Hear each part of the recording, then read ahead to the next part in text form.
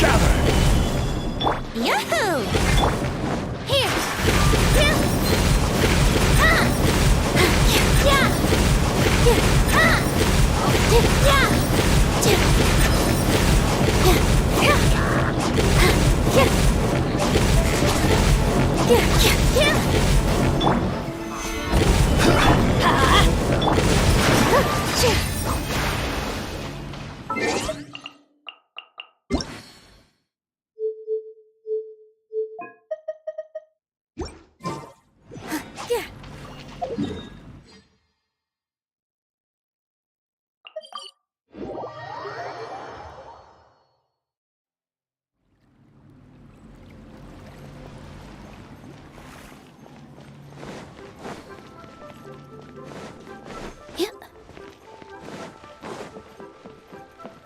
Ad Astra Abyssosk.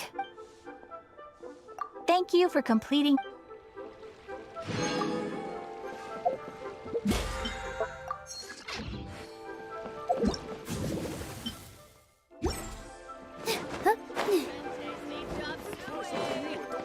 Should I save this money? Our success.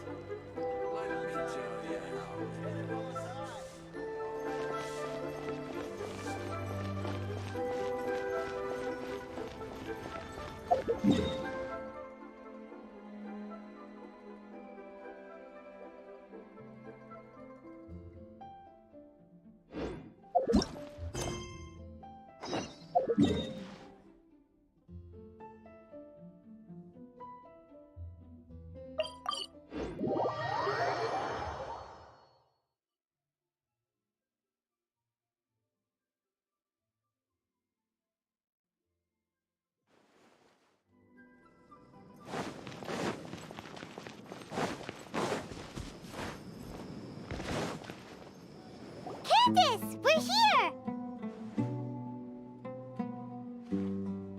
Has everyone arrived? Everyone is already waiting inside. Well, what are we waiting for? Let's join them! Please, wait a moment. Before attending the meeting, I hope you can promise me one thing. What do you need? Promise me that you won't commit to anything too reckless. What do you think? Okay.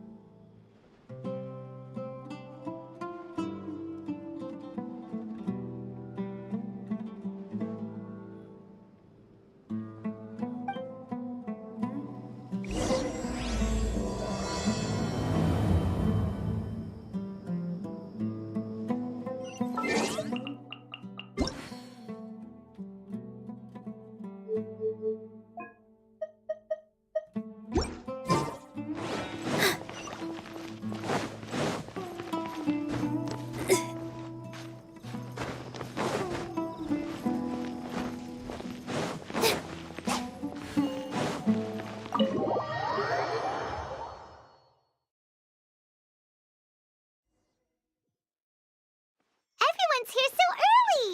But why isn't anybody talking?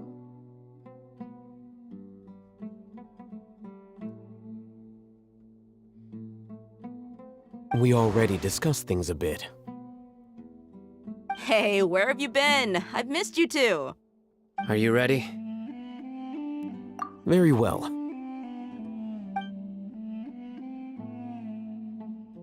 Are you sure this is gonna work? I gotta admit, it's bold. Color me impressed. It's worth a try. The point of discussion is to arrive at a solution. Let's cut the small talk and move to the next point. You're making Paimon nervous.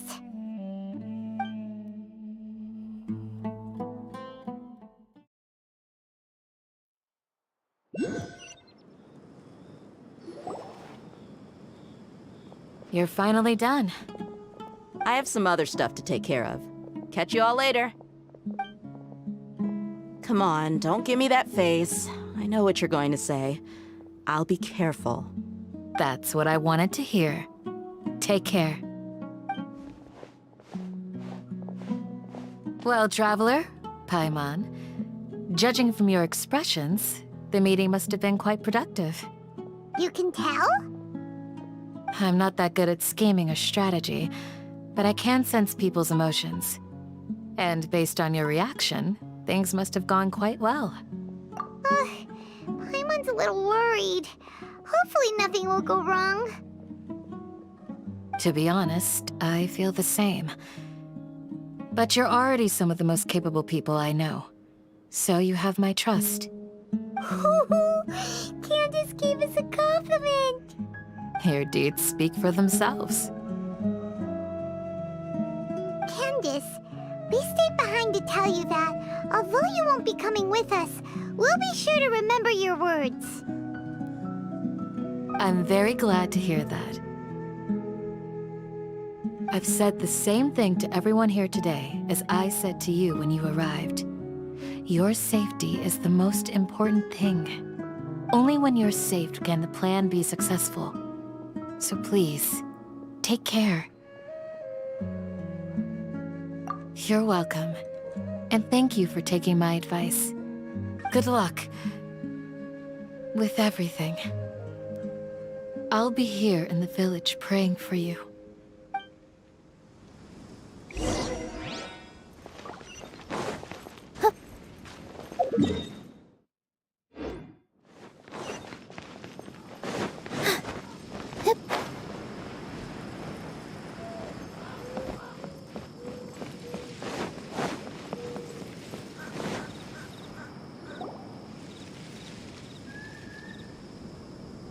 Sounds good.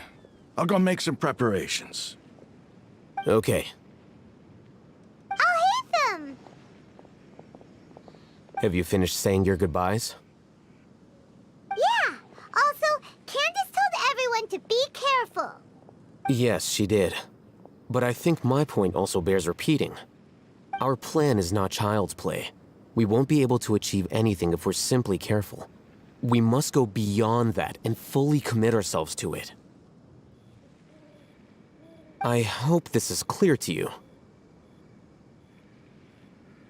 Huh? Shouldn't you be saying something more cheerful to boost our morale right now? Didn't we already do that during the meeting? You can never have enough words of encouragement. In that case, Candace can cuddle you to your heart's content while I continue to remind you of the seriousness of our situation. We all have our jobs to do after all. It's like how some... Speaking of the front lines, you don't look anything like a soldier. Of course. Compared to the mercenaries, I'm merely a feeble scholar. But the advantage of not being a mercenary is that I get to stay in a safer place and offer my strategic insight. Just think about that mercenary who lost his mind. Mercenary groups are facing constant danger every single day. Well, being a scholar is also a high-risk occupation, and you are a scholar! I'm not like the rest of them.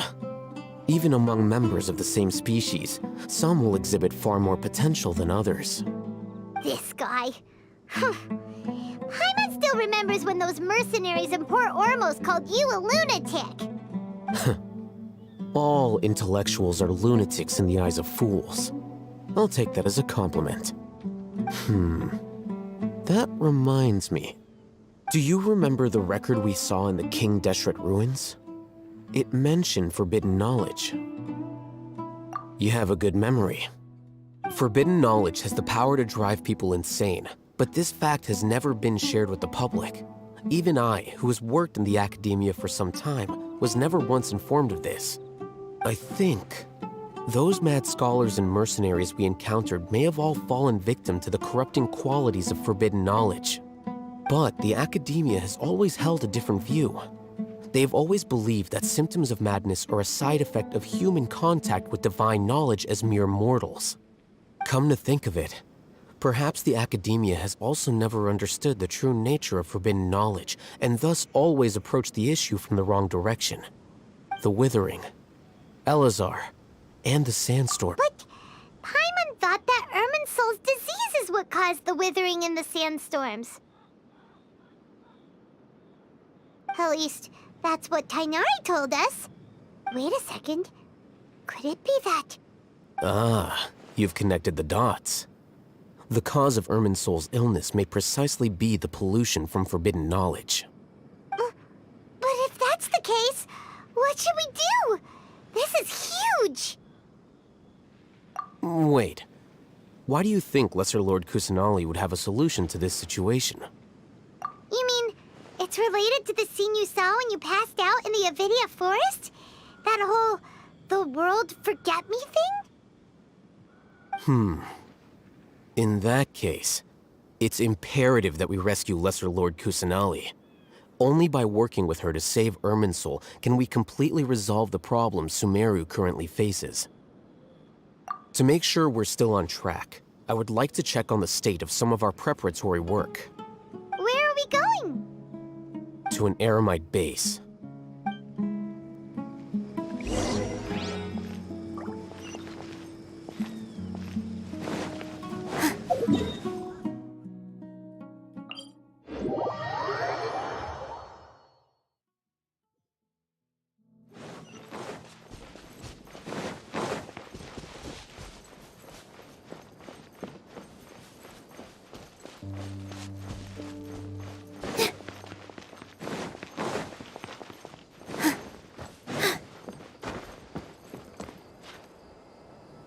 It's all good.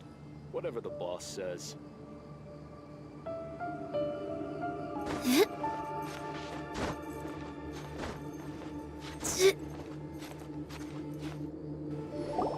Oh, you made it. Huh? What are they doing here? I gave them some technical work to do.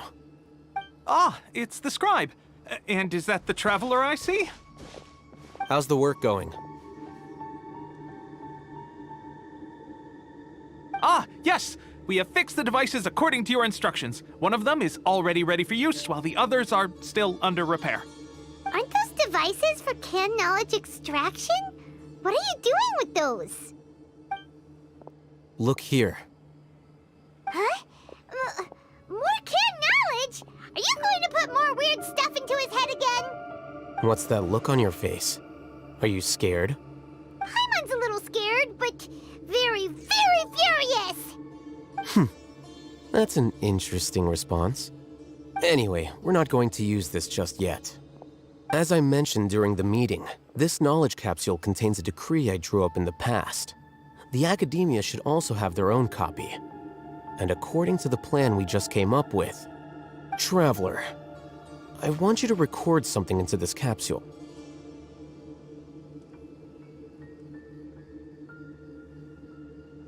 Do you believe we can save Lesser Lord Kusanali? Good. Conviction is the most important part of all of this. Now, please get ready and put on this device. You want us to record our conviction into the knowledge capsule? Yes. Paimon is still really worried. I understand, but trust me, Paimon, this is something we have to do. It's best if you can do as I say. Because, to achieve this impossible task, it sounds like you'll need to fool your own heart first.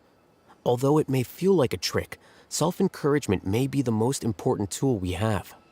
Paimon can see the point you're trying to make.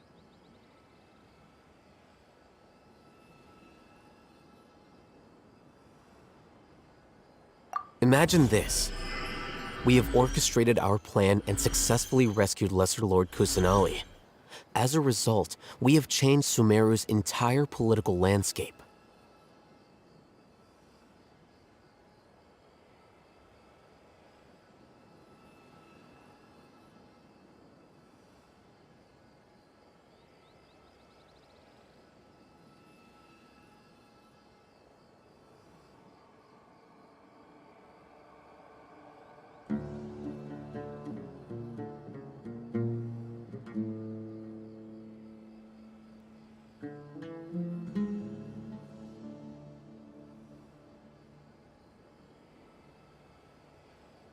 everything went without a hitch, and everyone recognizes and praises our achievements.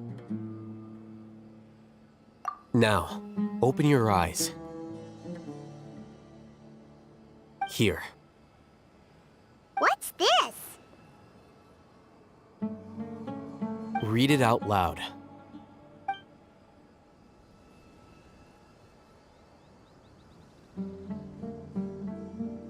It's done. Is your head okay? Does anything hurt?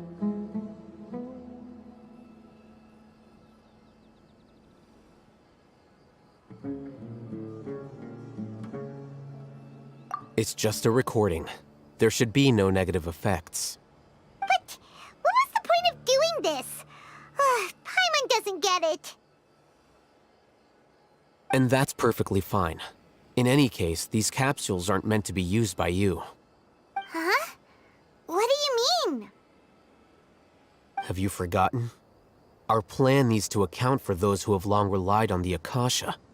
You may find it hard to believe, but for those people, everything the Akasha transmits to them is nothing short of absolute truth. Imagine if you've been using a device like the Akasha since the day you were born, and this device has always supported you during times of need. After all that time, what do you think you'd become? A fool? A machine?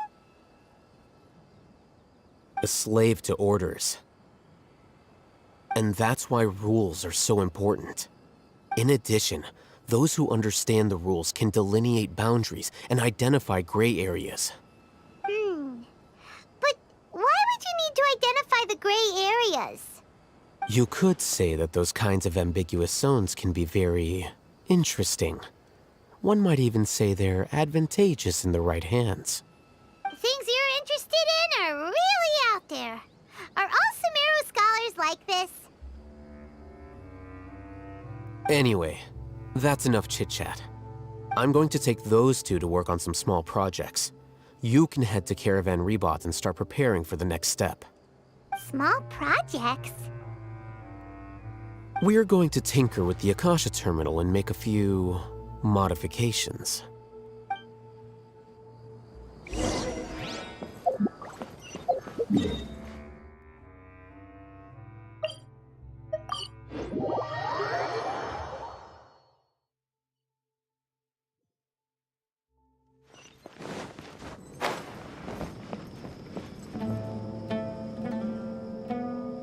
I thought we agreed on a plan. How can you go back on your word? The plan is too radical and carries a high risk for casualties. I've given it a lot of thought. And in the end, I still can't agree to it. But it's still the best plan we have. As a former Matra, you of all people should be able to see the bigger picture and recognize the innate advantages of our plan. I did. And that's how I saw the danger behind these so-called advantages. Al-Haytham's plan is even more radical than I imagined. Huh? Why are you guys arguing? My friend, you're just in time. Why don't you help me persuade Sino? He's turned against our plan. We agreed to work out a plan at the meeting. As mercenaries, you're familiar with the local environment, so you'll take care of the specifics. But then, you went to Al-Haytham for suggestions.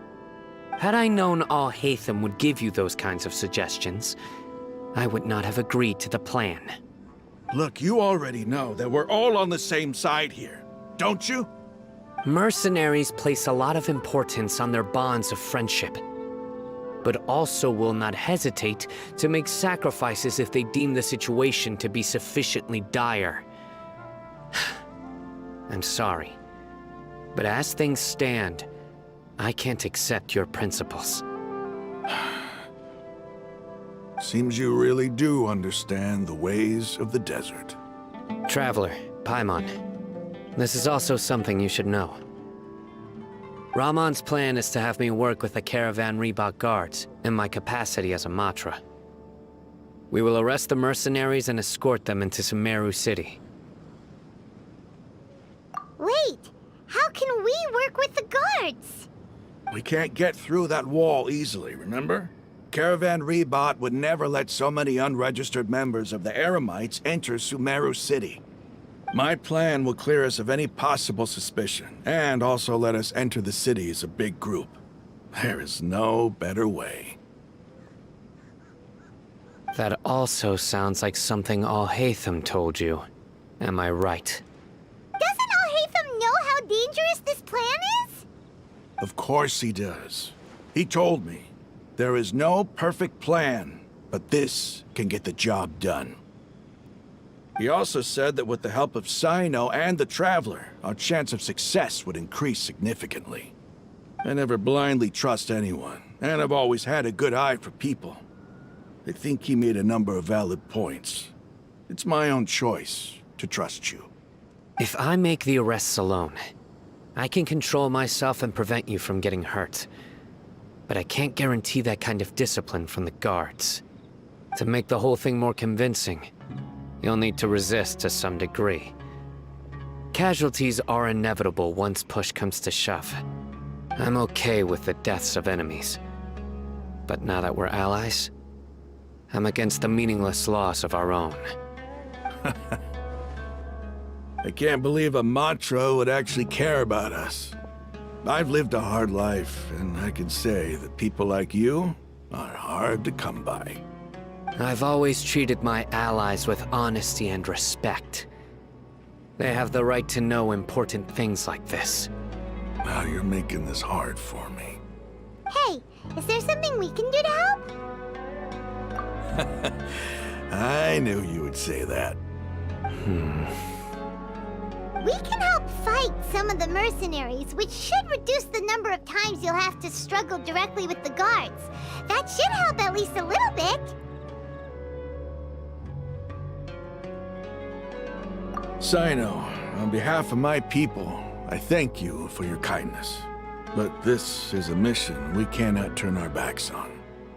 We strongly value the lives of our friends, but the goal we are about to achieve is even more important. We have no fear of casualties, because we crave the spoils of victory. So please, lend us your support. We will show you the determination of us desert dwellers.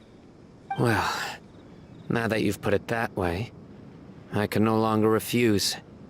But remember, you need to follow the plan and not do anything reckless. Candace made it very clear that we can only achieve our goals if we can ensure our safety. Since you and I both recognize the significance of this operation, there should be no more animosity between the followers of the Dendroarchon and those of King Deshret. Everyone's life is equally important. Okay, you have a deal. Let's do this for our shared dream. The guards should be stationed in the courtyard nearby. You can find them there.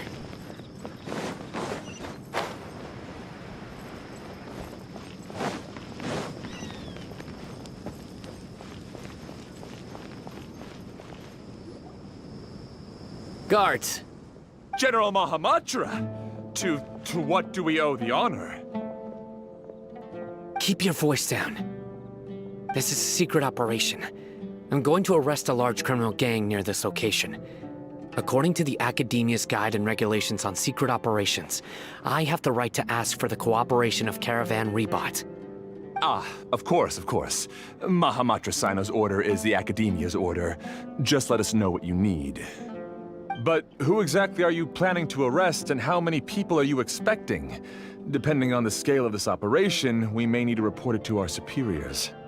They're a squad of Eremites whose number is comparable to Ain el Akhmar in Port Ormos. They're involved in the theft and resale of supplies from the Academia. As many as Ain al-Akhmar? This should definitely be classified as a joint operation.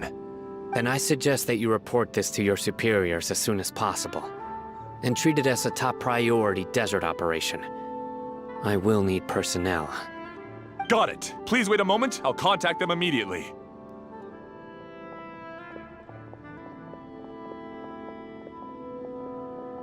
Because this is work. Because I trust you.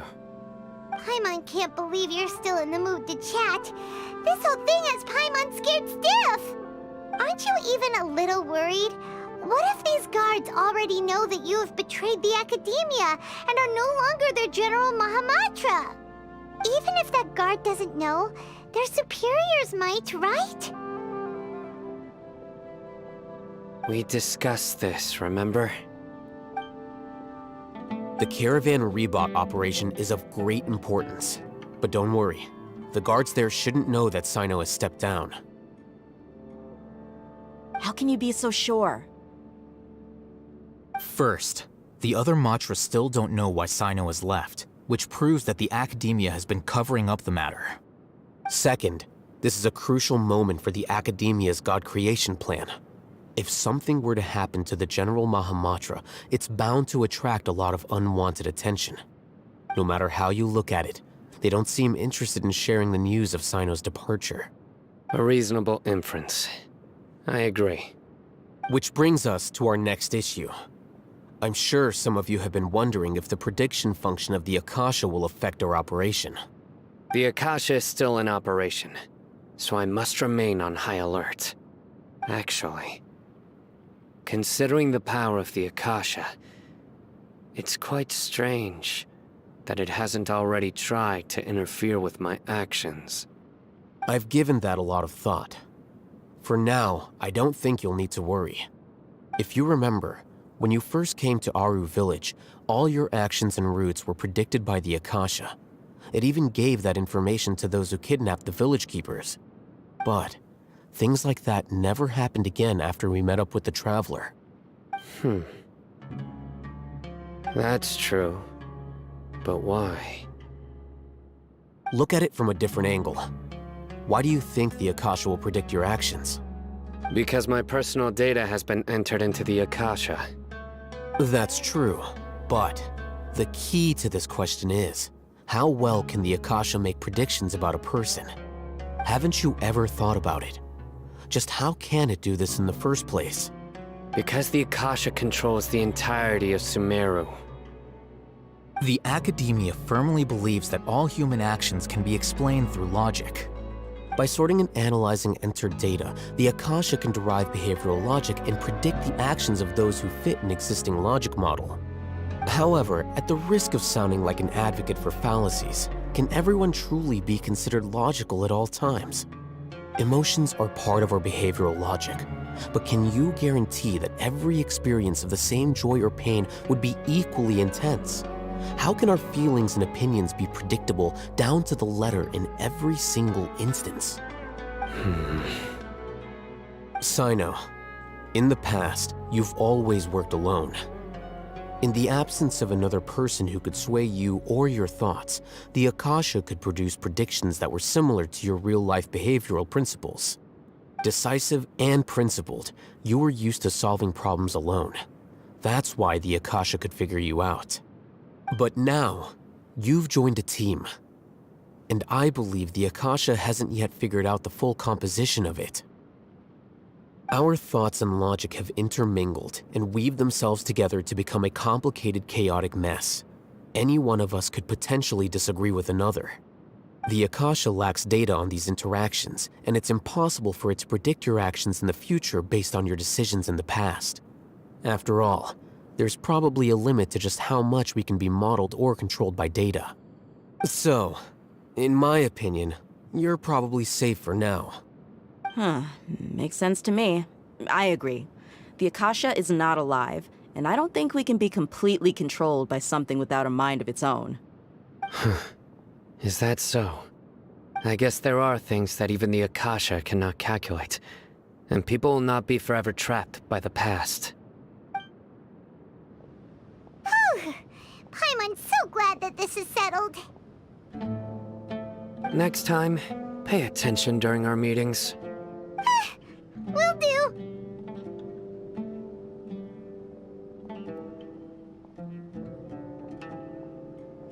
Just remember to stay vigilant. Footsteps! General Mahamatra, we were not expecting your presence here. I'm the security officer of the Grand Deshret Desert District. My name is Luxembarbo. This is my assistant, the Traveler. He will be working with me. The construct next to him is for his work. Beep! Construct, beep! What a great honor to meet you. Your golden hair is as bright as the sun. And, is this the latest technology from the Academia? Have you made a decision regarding the matter I mentioned to your subordinate? It seems to be a dire situation, so of course you will have our full cooperation. To be perfectly honest, I've always longed to go on a mission with someone as well known as yourself. There's no need for flattery. Yes, sir. Take your most elite platoon and follow me to the eastern side of the district. We will carry out the operation there. Understood. Hurry, bring the map! In 2 days, we will engage Rahman's Eremites and capture all of them. Any questions about the time or location? None at all, sir. Good. See you then. Yes, sir.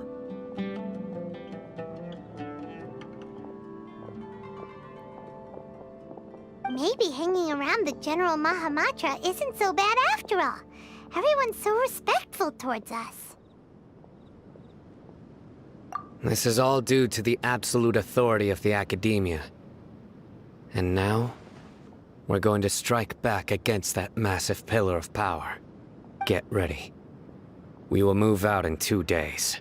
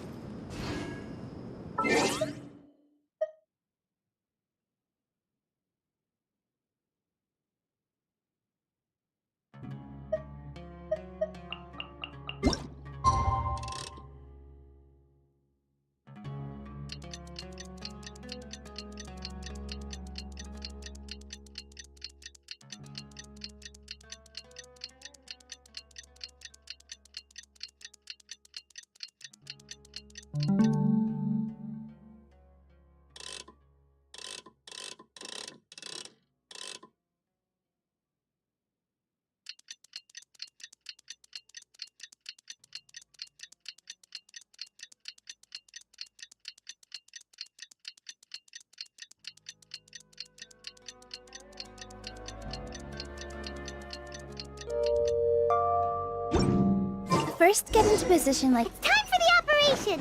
Let's go meet Sino in the desert! Because things are...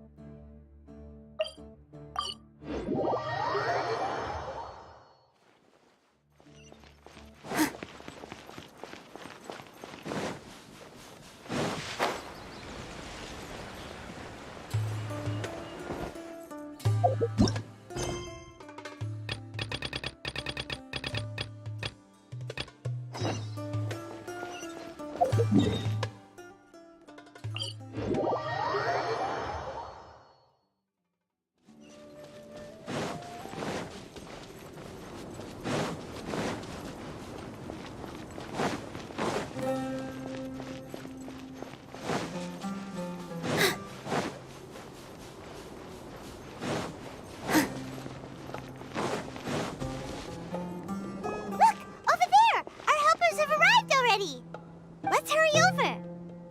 Wait a moment. Ah! Oh, it's you. You're my assistant, remember? Being my assistant, you must stay with me. Now let's head over there. It's General Mahamatra and his assistants. We meet again. You're here early. It's to show how important we think the operation is. Since this is a big case for the Academia, we are prepared to give it our best. I'm glad to hear your sense of resolve. Remember, we must capture them alive. They are our only leads for the case. If they die, we will be unable to continue the investigation. Understood. Everyone! The Eremites are approaching from the west! Make preparations and be ready for combat.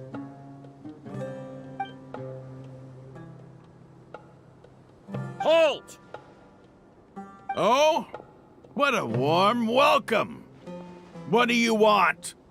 Judging from those shiny weapons in your hands, it seems like you're not interested in a deal. Rahman, the Academia has caught wind of your smuggling and illicit sales. If you value your life, I advise you to surrender. Who are you supposed to be? A Matra from the Academia? I can't believe you came all this way just to catch us. I'm not here to talk. Oh. Nobody's given me this much time of day since I became a mercenary. Brothers! For that slight, let's wash our blades with their blood.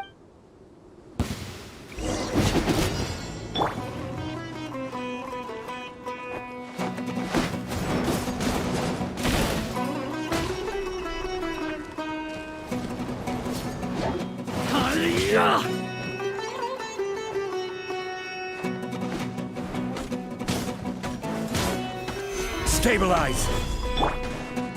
Think you can get away? Let's play!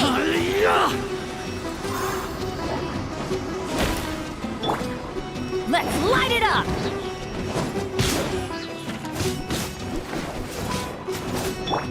I will have order!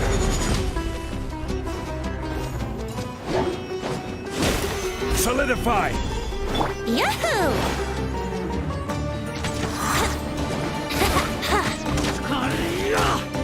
Let's play! Yeah! Time for takeoff. Here we go! Gather! Get out of here! With all my strength! All eyes on me!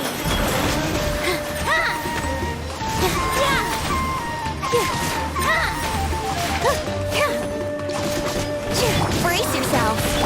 Rise!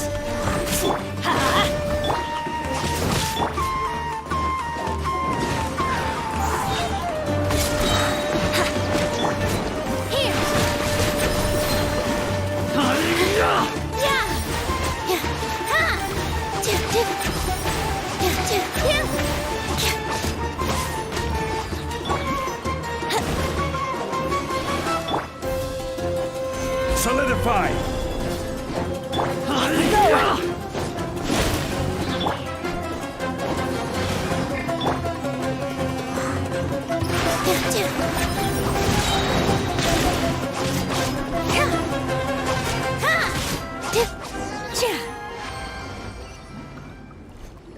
It's over.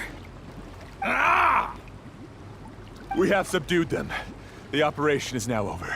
All Eremite mercenaries and related personnel. You pitiful Dendro Archon dogs! You'll regret this! I'm afraid you'll regret it first. King Deshret will curse you, and you will all! Silence! Oh, Restrain them and take them back to Caravan Rebot. Count their numbers and send them to the Academia as instructed by the General Mahamatra. Yes, sir!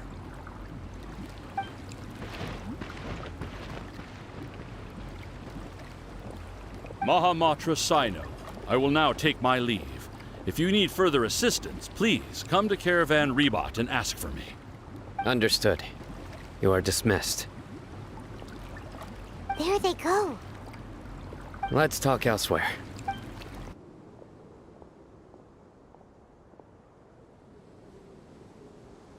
This part of the plan went really well. Yes, things went perfectly. That's fantastic! And that punch you gave Ramon there? Sure looked convincing enough. Once we're done here, I'll return to Caravan Rebot and oversee the group's transport. I promise. I'll get everyone into Sumeru City safely. Yeah, you're the reason why everything went so well. It's not the time to celebrate yet. I believe Dia should already be waiting for you. Go join up with her. She will need you to introduce her to Tainari. Speaking of which, is it really okay for us not to share the full plan with Tainari? What if he'll feel miffed about it and refuse to work with us? I have a very close relationship with Tainari. Given how well we know each other, I believe my message alone should be enough to bring him to our side. He knows I won't make jokes about things like this. If we need help, Tainari is the best option. Get ready for the next phase of the plan. Don't keep them waiting.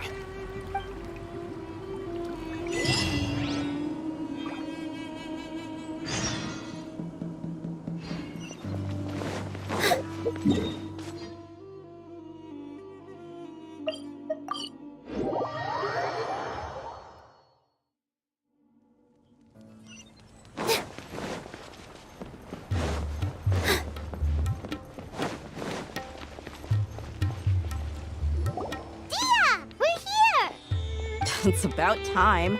Didn't you say our part of the plan is the most important of all? And here you come rolling in late. In the time it took you to get here, I already did 5 laps around the place, downed 7 drinks, and even did some clothes shopping. Sorry. We didn't mean to keep you waiting.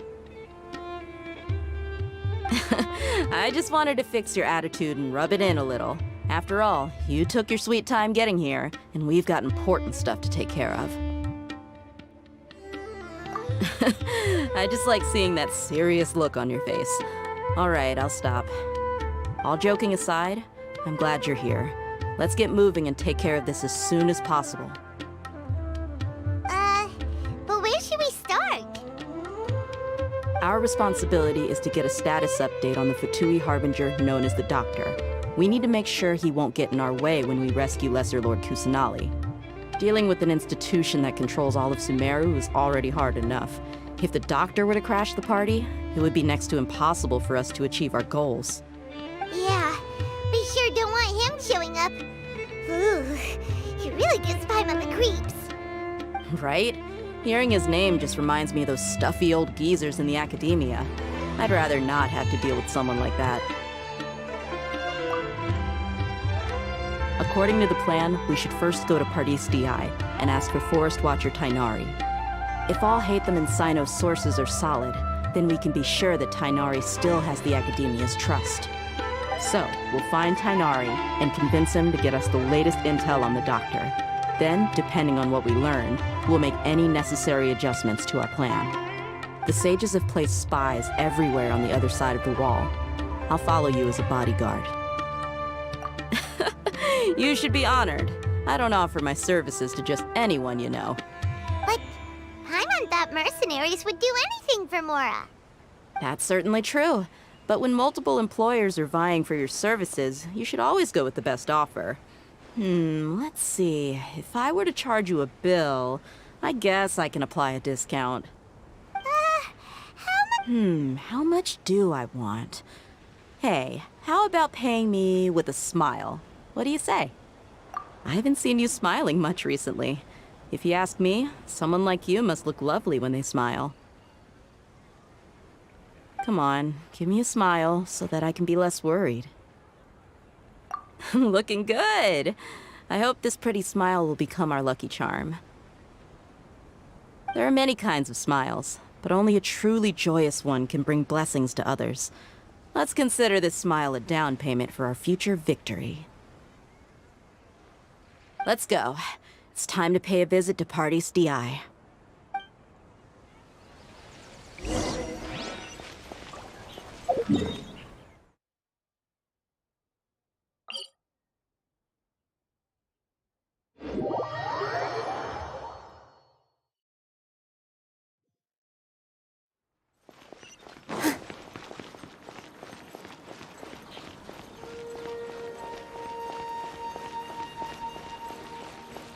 He's over there! Let's go say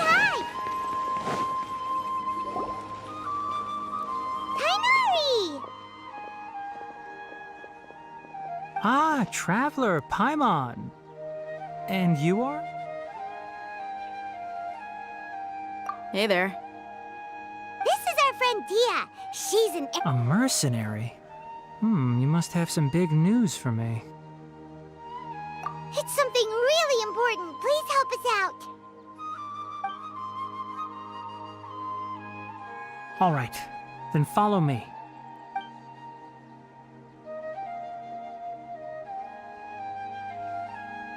This place is better. We won't be disturbed by any passerby. Okay, what is this important thing you want to ask me?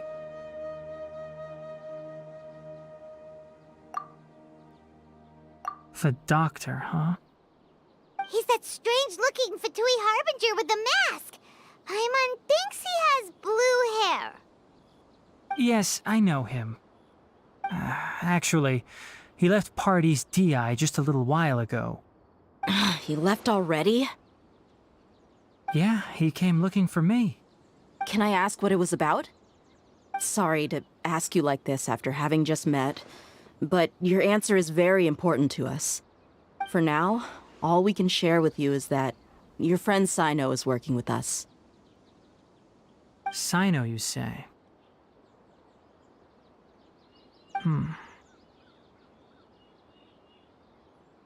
I see. So that's why he hasn't been at the academia. Okay. I will answer your questions and will assist you any way I can. You don't have to tell me everything that's happened. Sino's name really does work wonders. You're not even a little worried that we might have made it all up? Despite having just met you, I can sense that you're the serious type. Between you, the Traveler, and Sino, none of you strike me as the type that would conspire to deceive me. You don't need to tell me anything you don't want to. I'll also get straight to the point. The Harbinger you mentioned came to me because he wanted to take the scholar Hypatia away with him. Hypatia? Why would he want her?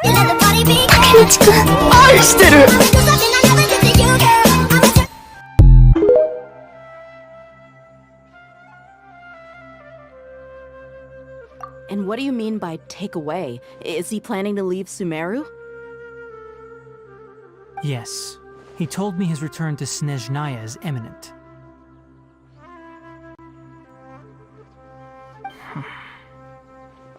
So you mean... you're leaving this place soon? Indeed. Otherwise, we could have perhaps talked a little more. I was just about to set out when I remembered something important. To that end, I made a final trip to Pardis Di. Let me ask, have you been taking care of a scholar by the name of Hypatia? Your sources are accurate. No doubt because you recruited many informants. But you're right. Hypatia has indeed been receiving treatment from me. Forgive me for asking, but how's the treatment coming along? Given the way you're asking, I assume you have something to say. Since you asked, I'll be frank. I would like to take Hypatia to Snezhnaya. It's incredibly difficult to transfer a patient. As a scholar yourself, shouldn't you at least be aware of this? Oh? I can't believe your utter lack of faith in me, to the point of even questioning my general level of knowledge. How unbefitting. Well, you're the only one who's ever made such a request.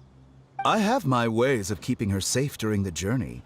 In addition, I can also promise that under my care, Hypatia will receive the most advanced and effective treatment. I will personally supervise her treatment and see to her recovery. Would that be agreeable to you? Hypatia was born in Sumeru and remains a scholar of the academia. Her situation has not become dire enough to necessitate her transfer to another nation. Transporting her to Snezhnaya is risky, and the potential benefits are unknown. As the person currently responsible for her treatment, I cannot possibly sign off on this transfer. Your suggestion is rude and reckless. I'll pass.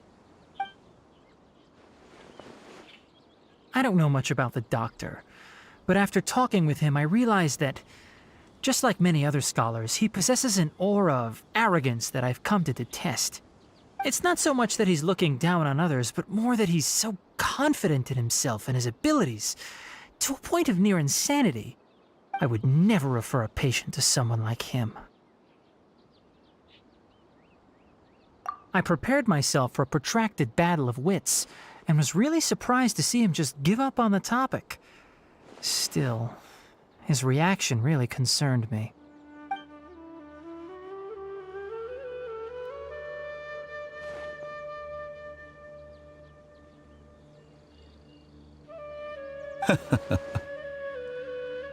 I see, I see. Of course, your opinion makes perfect sense. You're still young, but already quite stubborn. I must say, you are not like what I had expected. Under normal circumstances, I wouldn't just let you off the hook like this. But unfortunately, I'm in a hurry today, what with Her Most Noble Majesty the Tsaritsa calling for our return. Luckily, there is still some time left for me to take care of everything before I leave. It's just as the Academia said, you're a responsible and gifted scholar. Sadly, even with all of that, you're still lacking a bit of shrewdness. And that's also why people like you can never realize that sooner or later, everyone must pay the price for what they've learned.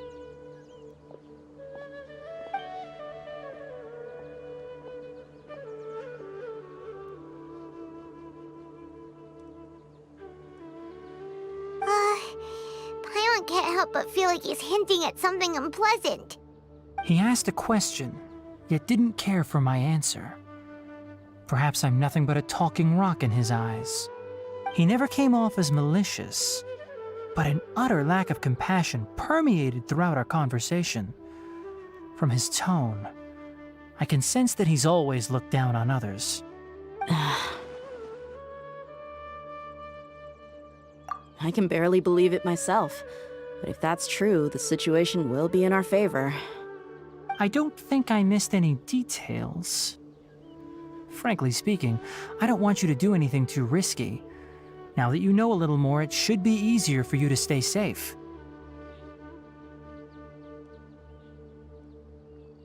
Sorry we can't tell you everything. We appreciate that you helped us anyway. I won't forget your kindness. It's okay. I have an obligation to do so. To be perfectly honest, all of this may have started because of me.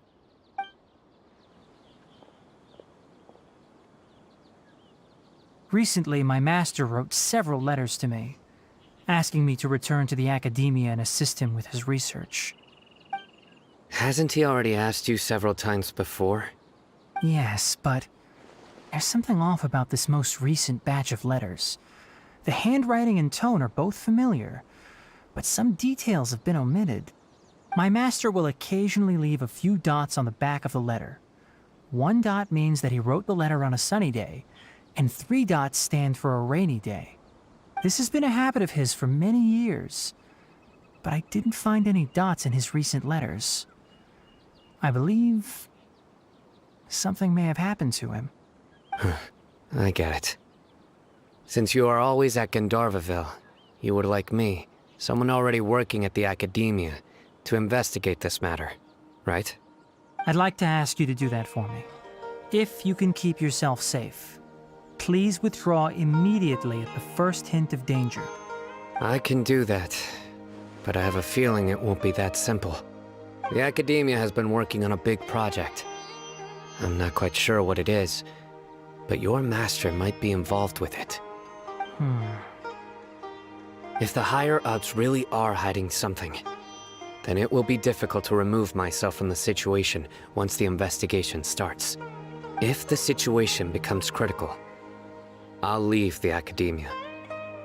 If you don't see me there for an extended period, that's your cue. All right, we've got a plan. I'll stay at Gandharvaville to support you. If that scenario comes to pass, you must be extra vigilant. And be wary of any messages or direct requests from the Academia. I must say, I didn't expect a warning like this from the General Mahamatra.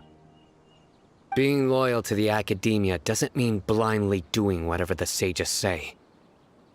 I know what I'm doing. On that note, aren't you also being quite distrustful of your alma mater?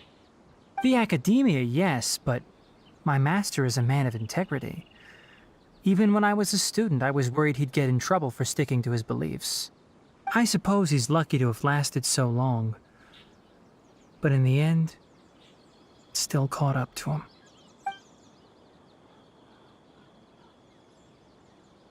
I see. So you noticed something was up with the academia from the very beginning.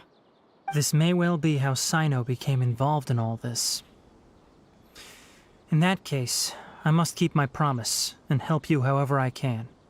Also, if you run into Sino again, please help me pass on a message to him. Trust your own senses and experiences. I think this may be something he needs to hear right now.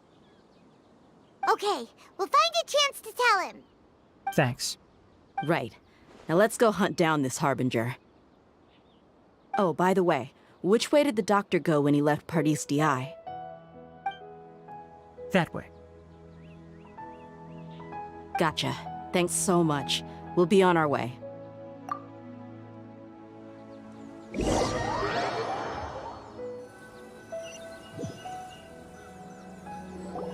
According to Tainari, the doctor is leaving Sumeru soon. I want to check if the doctor was actually telling the truth. He also said that he'll take care of everything before he leaves. What did he mean by that? We need to be extra careful when dealing with a person like him. Just to be safe, let's chase him and see what we find. But we have no idea where he went. How can we start chasing him? We'll do it the mercenary way. I'll find leads as we go. All you have to do is just follow me. That Harbinger may have tried to cover his trail, but he still left some traces. Or perhaps he never even thought about concealing his whereabouts. Maybe that's just how arrogant he really is. Yep, we're headed in the right direction. The traces are still fresh, but there's no sign of his entourage. Clearly they're in a hurry. It's just as I thought.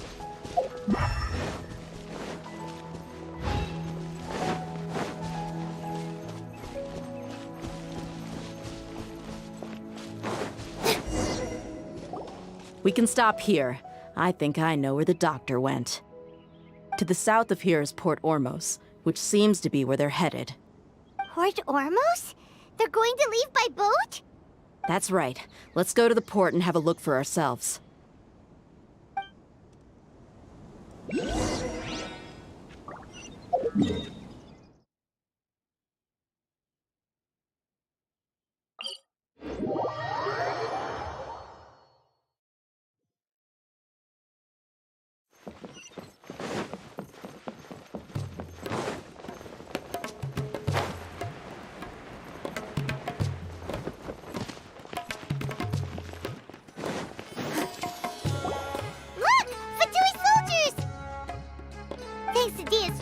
Skills seems we found the right place.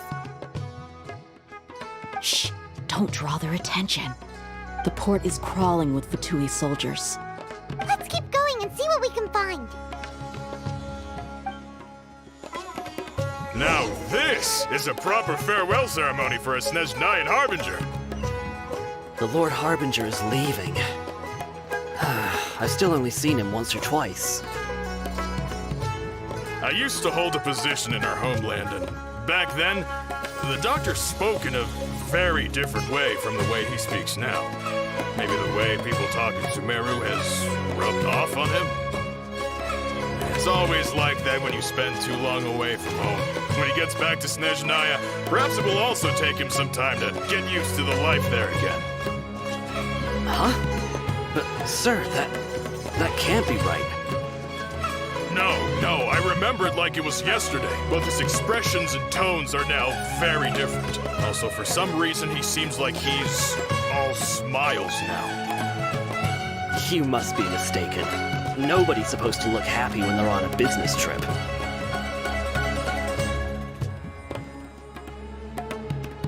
The doctor is on that boat. So he told the truth after all. He is actually leaving Sumeru. Let's get This place'll do. We can hide here while we keep an eye on the boat.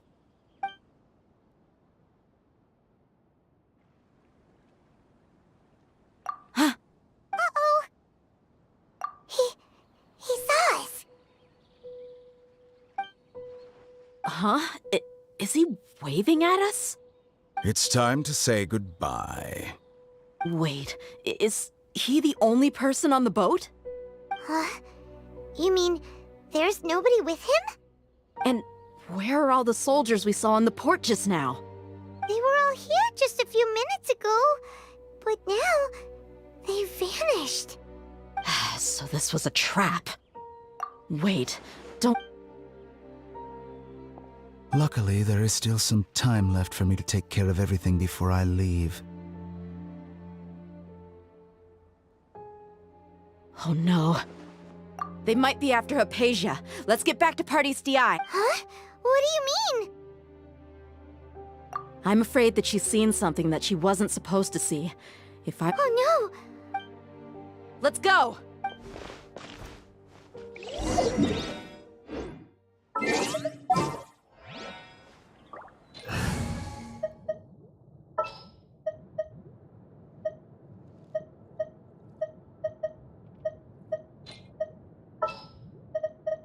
Let's go get ourselves some answers.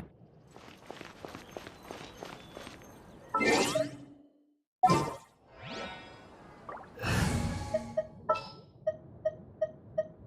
bring my seasonings.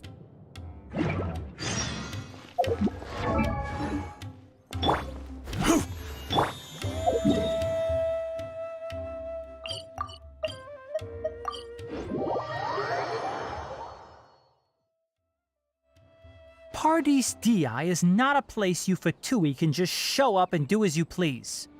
I believe we've already made ourselves quite clear. Our superior gave us permission to search for and collect medicinal herbs in Party's DI for research purposes. But you've been in Sumeru for some time already. I find it coincidental that you chose to only come here today. Even the Grand Sage himself may not have the right to question our research, much less an ordinary scholar like yourself. I've done my duty to inform you. Don't make things difficult for yourself. It would seem that my words have fallen on deaf ears. You can keep trying to deny it, but coming to Party's DI now? I'm pretty sure you're not just looking for herbs. With all due respect, your baseless speculations will only lead to unnecessary trouble. Well, you only have your Harbinger to blame. He knows nothing about keeping a low profile. I may be staying at Party's DI as a scholar, but that doesn't mean I'm no longer a forest watcher. It is still my duty to protect the peace and safety of the scholars who have contributed so much to Sumeru. Then it seems our conversation has hit an impasse. No one will lay a hand on you, Hypatia. Not on my watch. Tighnari, are you alright? I'm fine. These Fatui have really crossed the line. Time to teach them a lesson. Gotcha. There's no use resisting! Give us Hypatia! Keep dreaming! Yeah, Tighnari, beat him up!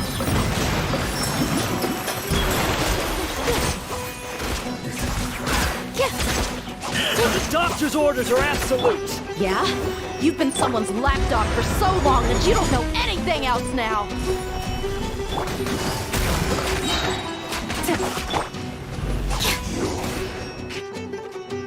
We're not getting anywhere. Traveler, Paimon, please go to Hypatia. We need to make sure they don't try to sneak around. Got it! Hypatia's still...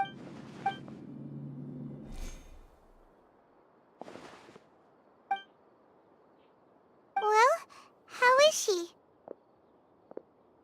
Oh, that's good.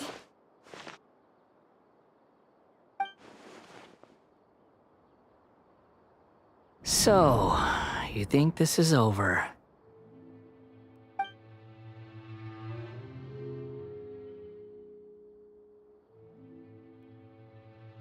What? The Balladeer is here?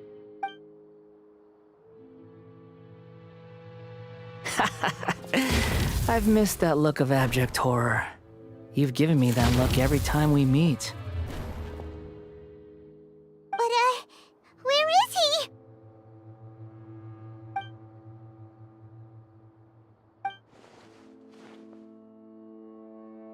I can hear all of your thoughts, you know. Don't you remember? I already saw you the first time you came to Parties DI and made contact with Hypatia. I didn't need to do anything. It is her honor to be able to connect her consciousness with me. Who are you talking to? It can't be the Balladeer, right? That's impossible. I know you must be curious. I might as well tell you that I decided to enter Hypatia's consciousness the moment I sensed your touch. I wanted to observe you on a fool's errand. Hey, Traveler! What are you doing? My deification is nearly complete. All that's left now are just some final details. Do you understand? Even if you manage to rescue Lesser Lord Kusanali, it will be impossible for you to defeat a bona fide god like me. Is it wise to force that childlike god into a divine battle against me? Scholars consider the God of Wisdom to be the sum total of their faith. It's how they can justify reverence for a god as they construct it. But this also shows that humanity's worship of gods is a combination of blasphemy and exaltation. It's truly laughable. Yes. What is it? Yeah, I'm in a good mood, which is why I'm talking to you like this. What do you mean?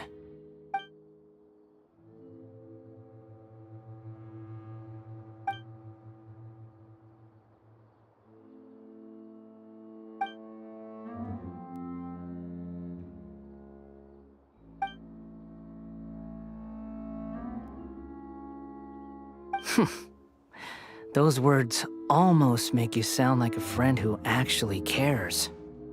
But you're wrong. I'm different from all of you. I was born to become a god.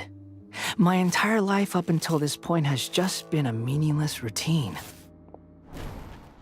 Just think about a sheet of paper. By itself, it holds no meaning. The content recorded on it is what gives it value. All I had recorded down before were some painful memories and boring human feelings.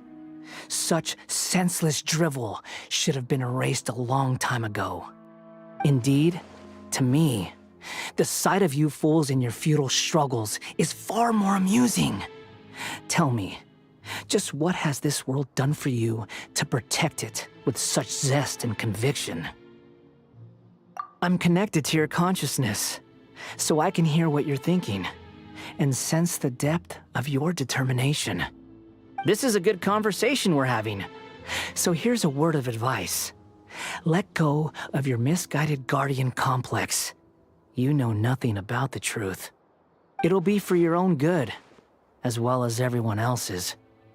Humans are a species that can only find bliss in ignorance.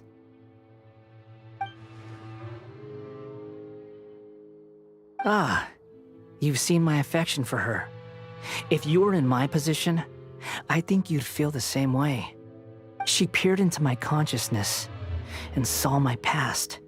Someone like that is qualified to become my first follower. All gods need followers. So Hypatia has been chosen. Her appearance heralds my imminent arrival at the throne of divinity, while her worship shall become my glory.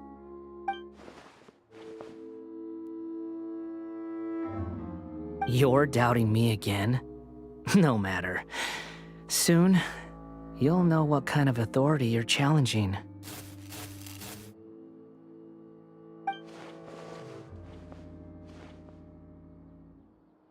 Who wants to hurt my devout follower?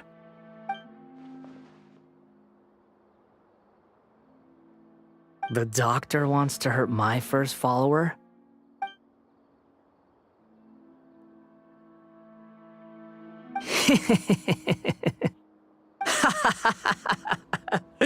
How very amusing. Has anyone ever told you that you're not good at sowing discord? The doctor has never known his place. Even now, the puny human thinks himself capable of interfering in the business of the new god. You're still too naive if you think a few words will be enough to convince me to destroy the doctor. But I'm willing to give you a gift, just like my expression of affection towards Hypatia. It is an honor for you to be able to stand here and speak with me. As my listener, you will be rewarded.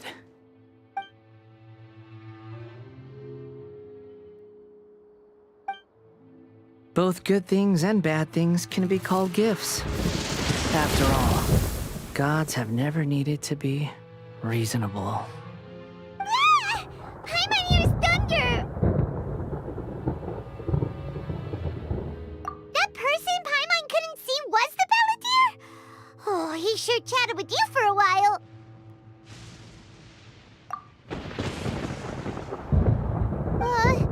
Where is the storm headed? That means anyone outside is in danger! Let's go! Tainari and Dia still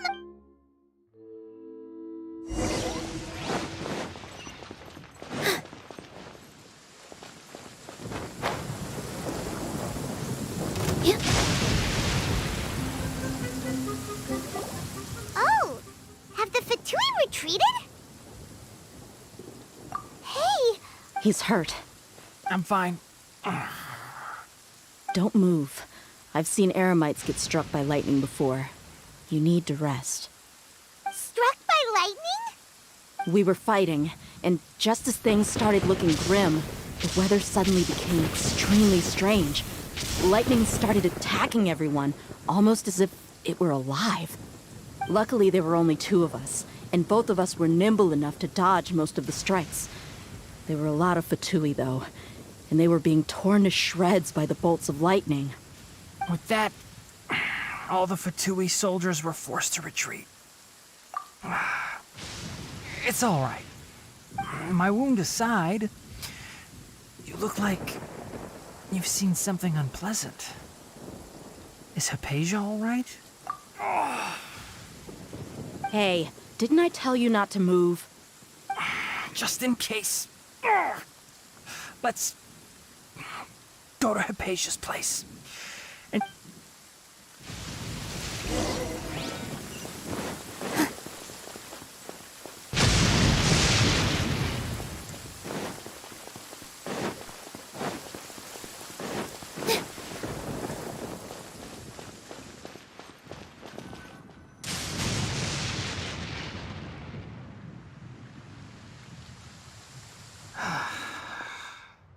thank goodness she's fine. Hey, how about taking care of yourself first? I understand my condition. The wound is not fatal. I'll be all right. Ugh. The more you understand medicine, the worse of a patient you become. I know. They always think they can push through the pain.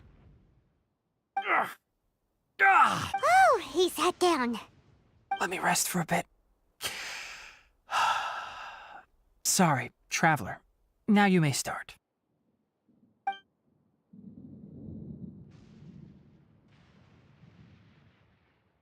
So that's what you were talking to the Balladeer about? Oh, Paimon can't believe what he's thinking. The Academia's God creation plan. How ridiculous. That sounds, ambitious, I guess? Anyway, this is all way beyond me. As long as I can enjoy every day with a drink in my hand, tasty food in my stomach, and a good night's rest, that's enough. I'll only work when I have to. I must be the least ambitious person who's ever set foot in Party's DI. Don't say that. I haven't even thanked you for your help back there. Don't mention it. Well, if nothing else, all this proves that the doctor really did have some urgent matter to attend to, and left Sumeru in a hurry.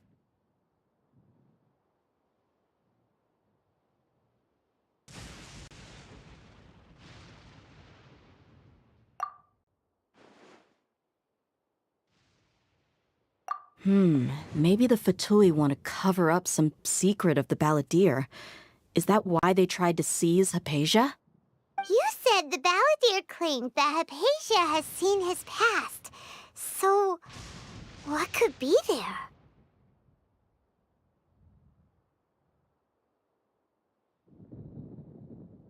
Have you noticed? The Balladeer is not happy with the Doctor's actions. He thinks the Doctor has no right to consider himself as his equal. So, if the Doctor was to show up again, would the Balladeer zap him with lightning? Based on what the Traveler has said, I think he would. Having the Doctor gone benefits him as well as us. In other words, we've successfully completed the stage of the plan. The Doctor is out of the picture now. Yay! That's a big accomplishment! I'm also happy for you. Thank you for the help, Tainari. Make sure you rest up for now. Yeah. All right. Okay, that wraps things up for us here at Parties DI. Traveler, it's about time we rendezvous with the others at the Grand Bazaar. Let's continue to keep a low profile. You can head there once you're ready.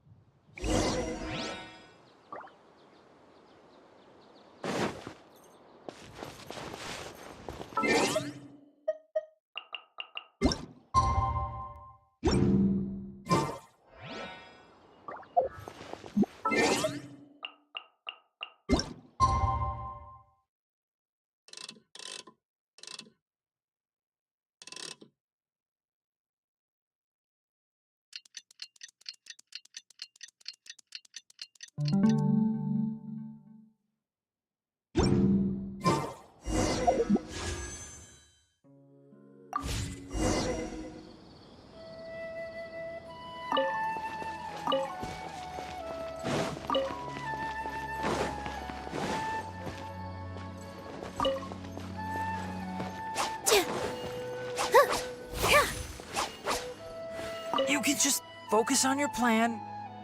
Leave Hypatia to me. My wound isn't going to get in the way. Oh. Okay. Guess I'll sit still for a little while longer.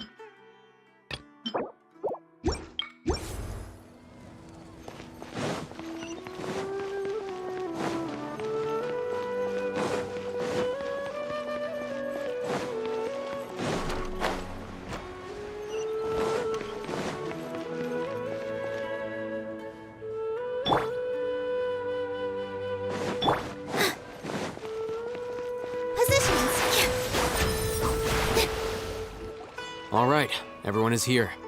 How did everything go? Any luck with your missions? Let's report back one by one. I'll start first. We've made the necessary modifications to the Akasha terminal. In addition, the props required are also ready. I'll go next. The Traveler and I went to Parties DI. The situation was a bit complicated, but we found Tainari. Unfortunately, he was wounded during a fight. Who is behind it? Well, that's the tough part. What should I say, Traveler? The Fatui or the Balladeer? After some back and forth, we confirmed that the Doctor has left Sumeru by boat. He has something urgent to attend to back in Snezhnaya. So, we've successfully removed the Doctor from the picture. Also, Tainari's already resting, so he'll be okay. Good. Oh, Tainari also asked us to tell you this message. Trust your own senses and experiences. All right. I'll remember that. Everything also went smoothly on my side. The Eremites should have arrived at their destination by now. To avoid alerting the quarry, They will stay there for now. I can't believe you actually got so many Eremites into Sumeru City.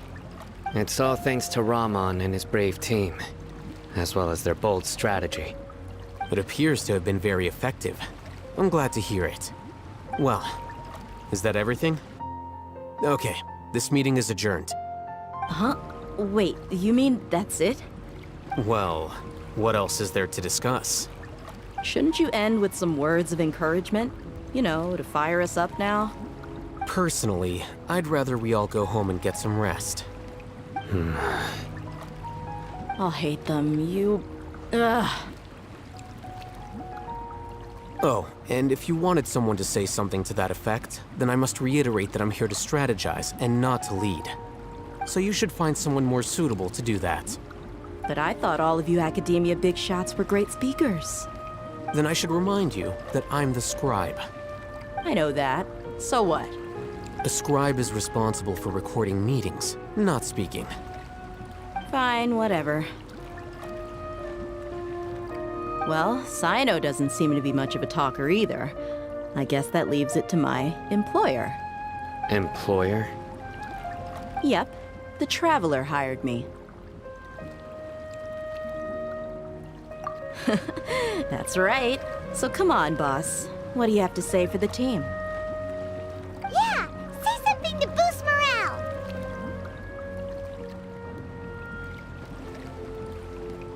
Huh? What are you all doing here? Oh, it's Nilu!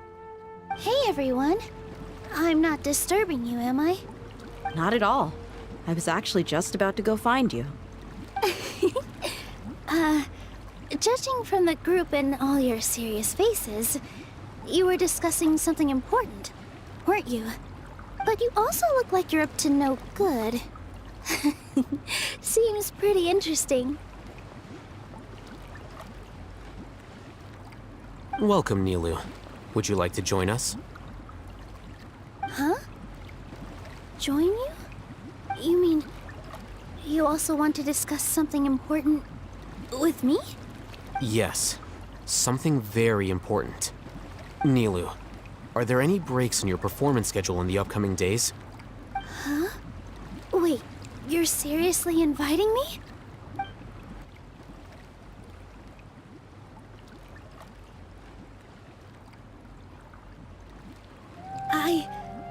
I can't believe my ears. You are truly the bravest and most passionate people of Sumeru, well, that I've ever met.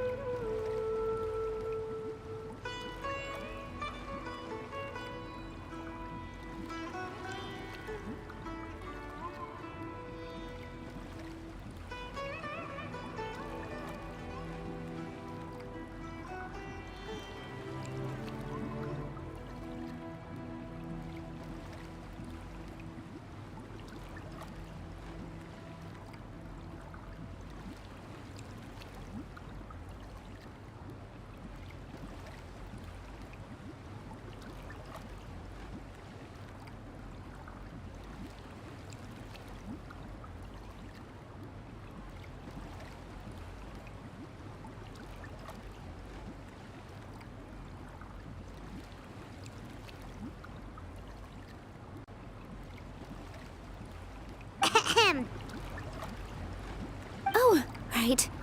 The Traveler and Paimon are not from Sumeru, but you are awesome as well. That's right! I must admit that I'm a little scared, but I'll try my best for Lesser Lord Kusanali.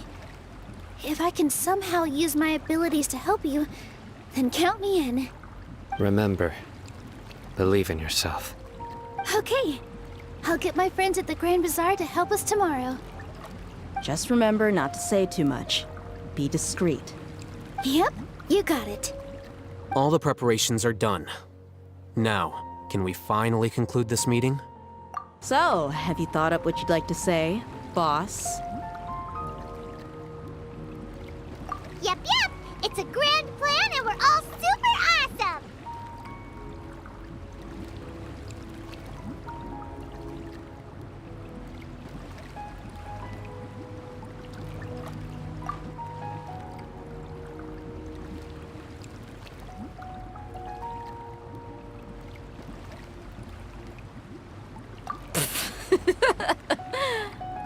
Well said. A good night's rest before an operation can be the difference between success and failure. Thankfully, I've had my place to myself recently. It's been nice and quiet. Uh-huh? Oh, nothing. Alright, let's all go home and get a good night's sleep so we can be up early tomorrow! Okay. So I guess that means it's time to say goodnight now. Yep! Good night, everyone!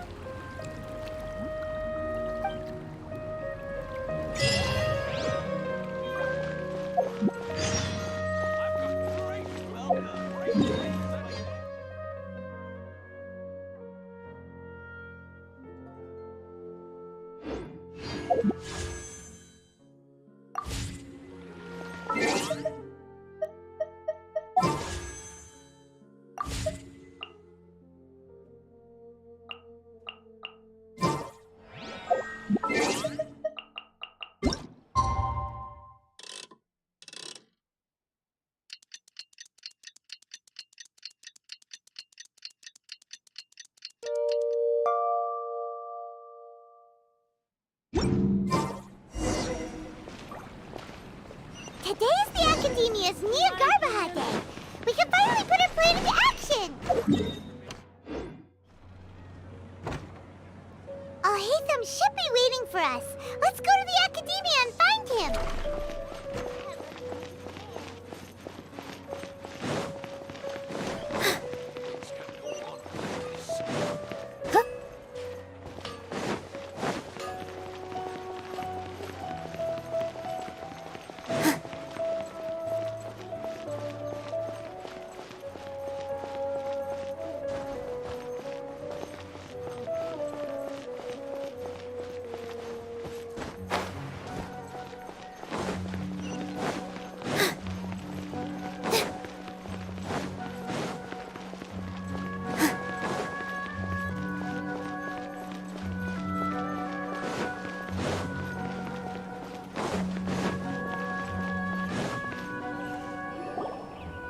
Hello, you two. Sleep well?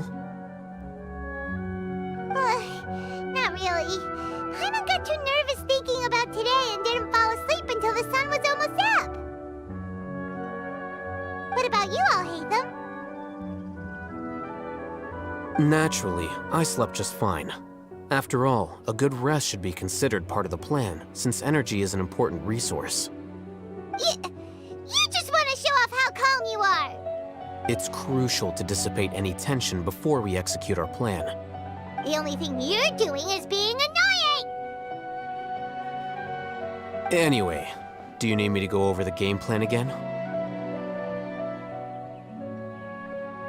Our target is Grand Sage Azar's office. Everyone in the Academia knows that's where the Grand Sage's console is. Only they can operate it. Many restricted commands and operations are executed via that console. I'm sure that console has a way to free Lesser Lord Kusanali. You know, Paimon's been thinking, what kind of technology could let the sages imprison even a god? That isn't something they could have accomplished with their scholarly talents alone. In the sanctuary of Suristhana, there's a device of Greater Lord Rukkhadevata's that she once used to isolate herself while meditating. 500 years ago, the Grand Sage at the time modified the device so that it can no longer be controlled from the inside. They were effectively trapping one god with the power of another. So, how are we gonna get to the Grand Sage's office? Don't forget, today is Nagarbhaha Day, arguably the most important day to the Academia. The sages and core Academia personnel are busy loading the latest batch of research developments and legal decrees into knowledge capsules so that they can be entered into the Akasha. All the Darshan's researchers have their noses to the grindstone, and the Academia's grounds are flowing with all sorts of people. It's the perfect time for an infiltration. When the Grand Sage leaves his office to supervise the entering process, that's our cue to access the console and free the Dendro Archon.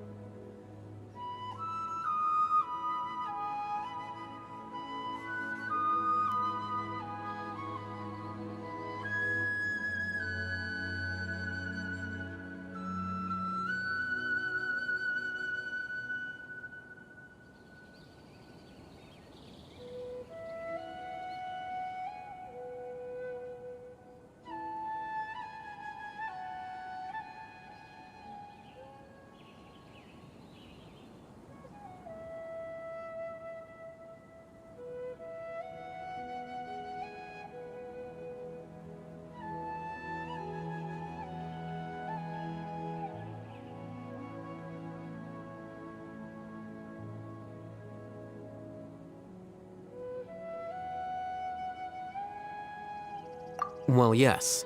That's just the visible side of our plan, after all.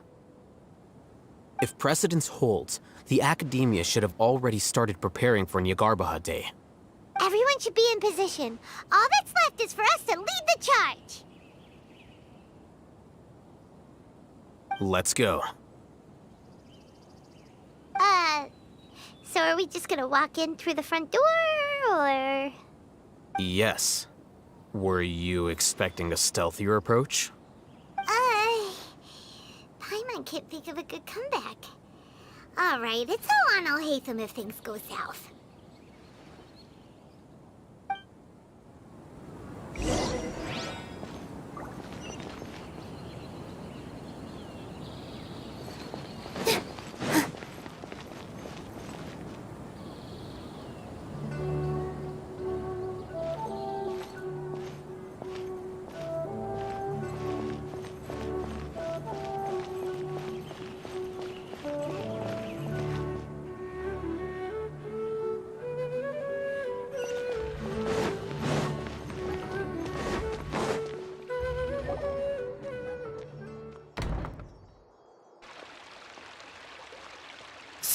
Scribe? Please, wait. Are you Scribe Alhaitham?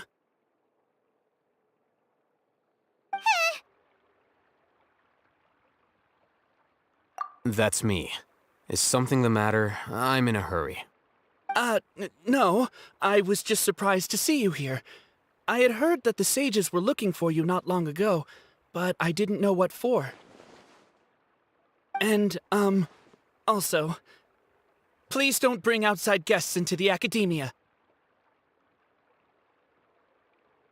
Outside guests? How did you arrive at such a conclusion? Your groundless inference shames the Haravatat Darshan.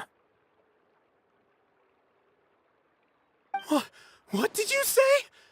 I'm the top student in Haravatat, and I earned 3rd place at the last Inter-Darshan debate. Don't look down on me! That wasn't my intention. As your Haravatat senior, I just assumed that you possessed a greater aptitude for critical thinking. Look, based on what you already know, the purpose of my return and the reason they're here should be obvious. Is that so? Wait a moment. Let me think. Don't tell me the answer. The sages search for you.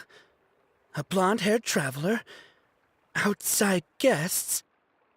So, from the start, the sages weren't looking for you, but this traveler? And you were gone from the academia for so long because... Hey, shh. Yes, you've proven yourself as the top student in Haravatat. I surmise you've arrived at the correct conclusion.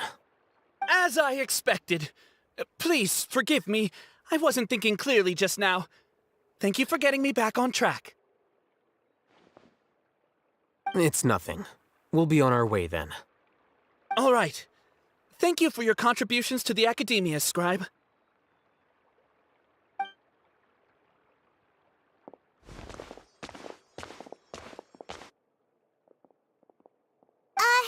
What the heck just happened now? What did he just guess? I'm afraid I don't know either. You have no idea? Mm-hmm.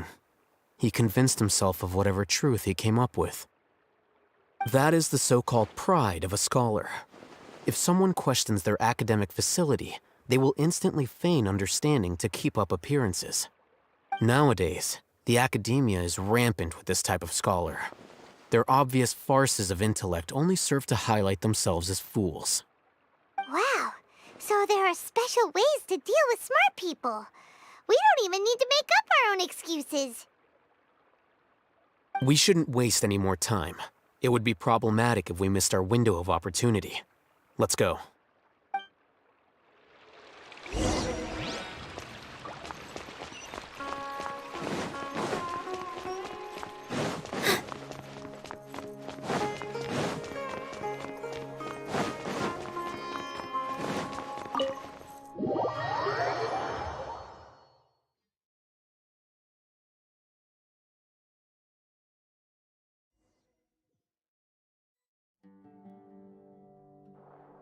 Is this the Academia's library? Indeed. Known as the House of Dana, it is quite possibly the most extensive special collections library in Teyvat. There are a lot of students going through here. Is it really okay just to waltz right in? The Academia marches to a fast beat, especially since it's Nagarbaha Day. They're all occupied with their own matters. Just act natural. Now, hurry along.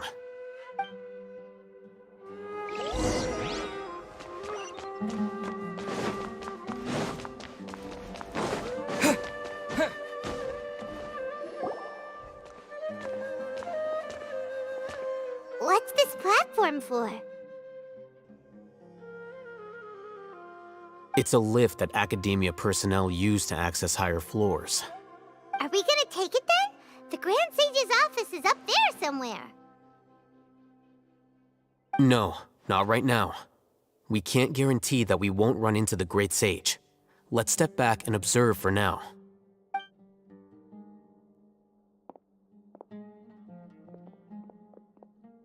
You think the Grand Sage will exit from there? And after he does, we'd sneak past him? Oh, Paimon thinks that's really dangerous. Who knows? However, if we can confirm Azar's current location, our operation will be much safer if we... Allow me to offer you a hint. If you wish to know his location, look behind you.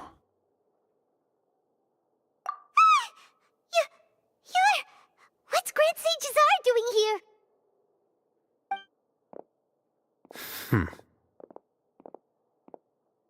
Do not tell me you believed the Academia would not grow suspicious of you after such a prolonged absence, scribe. An eyewitness had informed me of your whereabouts, so I came to personally welcome you. Great Sage, I didn't expect you to care so much about me. I'm truly flattered. I'm sure, but compared to you, I am far more interested in these two unexpected guests. You are the Traveler and Paimon, correct? It's a pity that only now have I been afforded the opportunity to formally meet two of Sumeru's most esteemed guests. I do apologize for my lack of decorum. Excellent. You immediately initiated discussion instead of attempting to prepare some perfunctory excuse. You clearly understand the situation at hand, and have no intention of making a reckless stand. The foot traffic here renders this place unsuitable for discussion. Please, follow me to my office.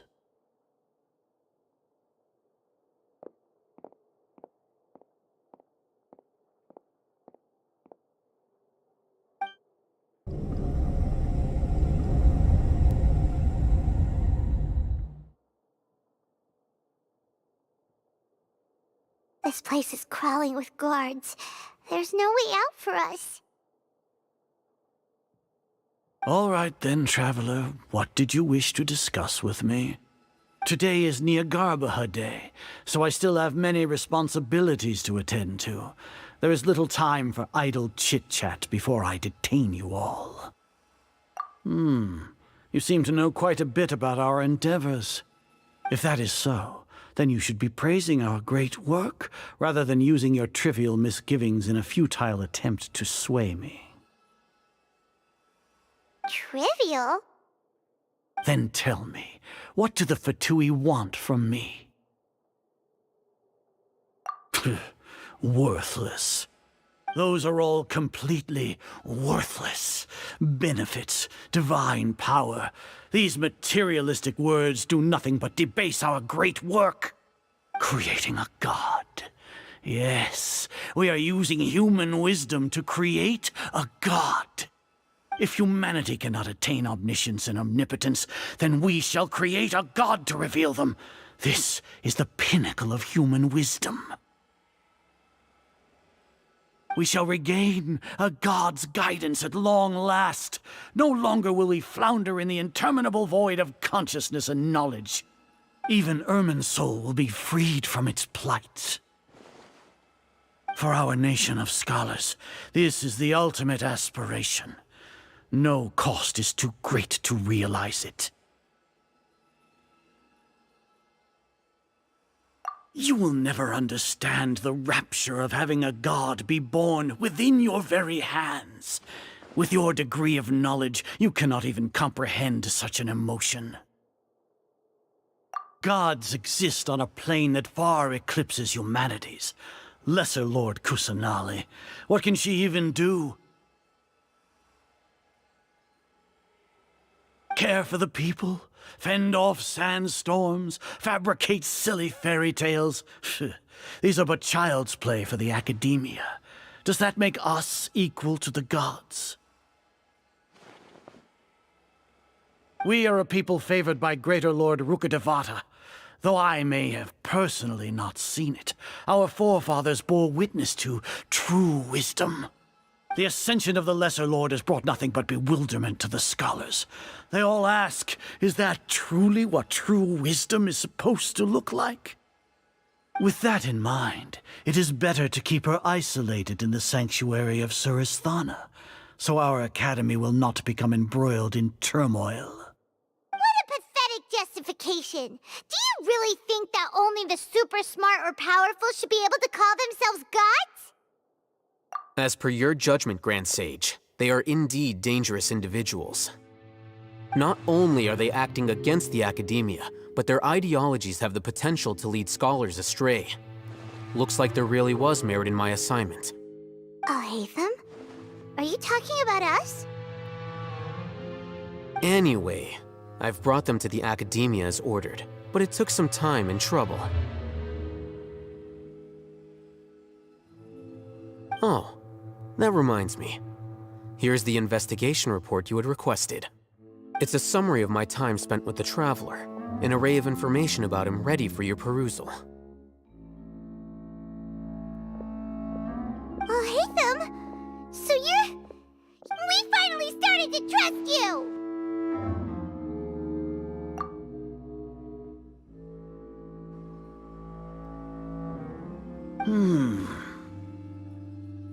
Excellent. Detailed contents with no errors. I would expect nothing less than an immaculate report from the scribe. As it is Niagarbaha Day, I'll enter the information on you into the Akasha. Surely you know what that means. We'll be monitored, just like Sino. With the Akasha's calculation prowess, all of your actions will be predicted with an accuracy of at least 98%.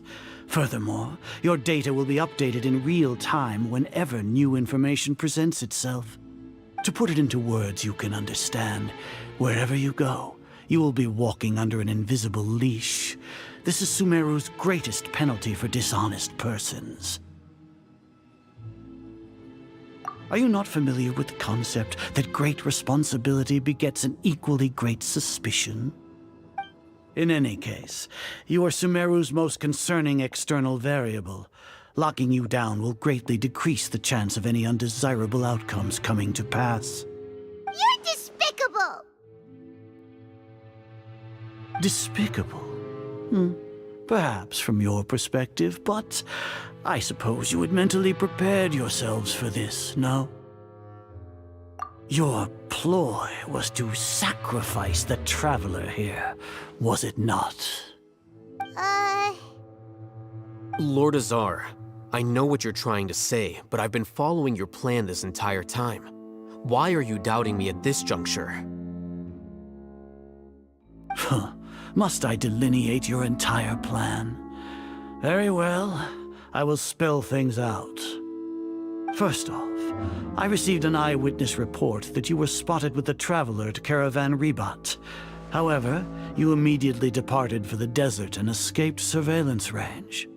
Judging by the time, you all likely encountered the truant General Mahamatra in the desert. Am I correct? Maybe Paimon shouldn't have mentioned Sino just now. The Academia had not received correspondence from its scribe for a prolonged time. You were also in the company of the Traveler, a close associate of Lesser Lord Kusanali and General Mahamatra Sino, who had defected from the Academia. With their instigation, what was the probability that you would betray the Academia? Rationally speaking, 50%? 70%? What do you think? Regardless, that's only a guess. The facts are that I've brought the Traveler right before you, and I gave you my report. Indeed, your boldness deserves praise. To think that despite status as an outlander, the Traveler is still willing to sacrifice for the sake of your plan. If I'm correct, you have a contingency plan to save Lesser Lord Kusanali and ruin our great work. Sneak into the Academia on Niagarbaha Day, using Alhaitham's status as the scribe. For there is a good chance that an opportunity to save the Lesser Lord will arise. Should your intentions be discovered, Alhaitham will turn traitor and sacrifice the Traveler, thus proving his innocence. He can then stay inside the Academia and continue searching for a way to proceed forward. As for Sino, according to the Akasha's calculations, he will soon return to the Academia and confront me in person.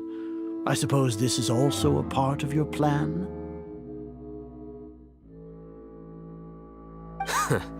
You'll see me as a traitor regardless of what I say, no? Even if you impugn me, it would have little effect on you all. You misunderstand. Losing our scribe would irreparably damage the Academia's regular operations and the development of Sumeru's future academic systems. However, under the current circumstances, even that is trivial compared to what we stand to gain from our great work. You said that I betrayed the Academia, but you, Azar, you've betrayed all of Sumeru, betrayed its Archon. So flight has turned to fight at long last. Guards!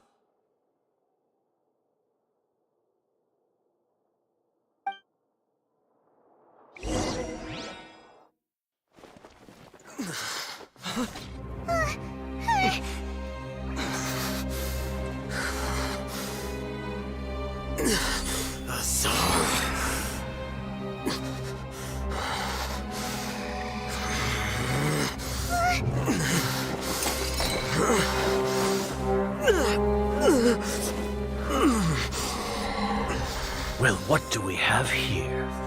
So you stole that divine knowledge capsule? Traitor! You traitor! Even the most rational scholar will yearn for the power of a god in a moment of desperation. Aren't you doing the exact same thing as me, Alhaitham? Unfortunately for you, no god will lend you their power. Azar!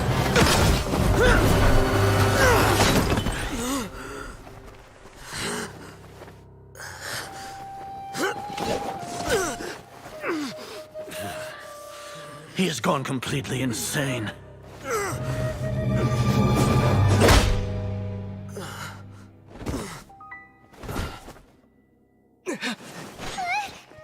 Take him to the Matra and exile him to Aru village. Then find someone to take these two to the confinement room. I'll deal with them later. Grand Sage, we've finished all required preparations for Nyagarbha Day. We may begin to enter the capsules now. Excellent. You may begin.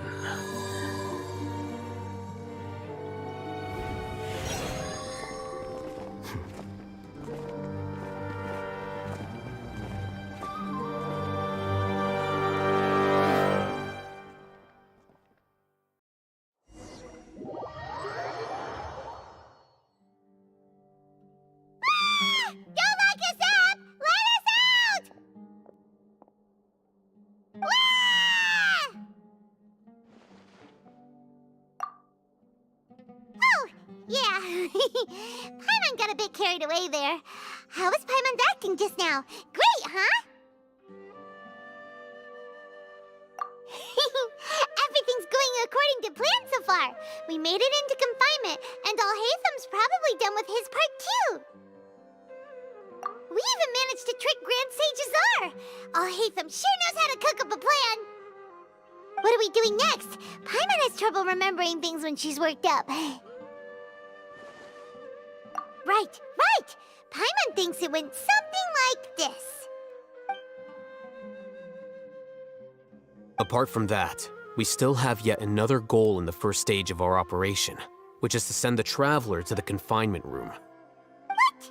Why do we want to get him locked up on purpose? He's always been the person the sages are most afraid of, as well as the greatest obstacle to their successful implementation of their plan. They are very aware of the risk he poses to them. Once the Traveler is imprisoned, the sages will likely think that everything is under control. And with their guard down, the next phase of our plan will have a much higher chance of success. I can already see the pompous looks on their faces. Oh, that's a super tricky plan. But Paimon still thinks it's not really worth it. That isn't the only reason, of course. He has a more important task once he's in confinement. According to the Academia scholars in Ramon's custody, Lesser Lord Kusanali has sealed off her consciousness in the Akasha ever since she was captured by the Doctor. That way, they can't pry any more information from her. Even if we break into the sanctuary of Surasthana, it will take time to awaken Lesser Lord Kusanali's consciousness. We need to do that in advance. So our job is to wake up Nahida! Okay, totally worth getting thrown in jail for. The confinement room is inside the academia, close to the sanctuary of Surasthana. It's a completely enclosed space, and you won't be receiving any visitors. I'll work with Raman scholars to make some modifications to your Akasha terminal. Once you're in, get as close as you can to Lesser Lord Kusanali and try to connect to her consciousness. However, as for whether she'll actually wake up, that will depend on our luck.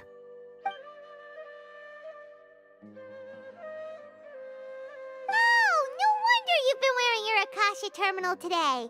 It's the one that Al-Haytham modified. Paimon thought they'd take our Akasha terminals when they locked us up in here. Were they being careless? Alright, so what now? Sounds easy enough. We can finally talk. There's a light flashing on your Akasha terminal. It's almost like... the faster it blinks, the better the signal!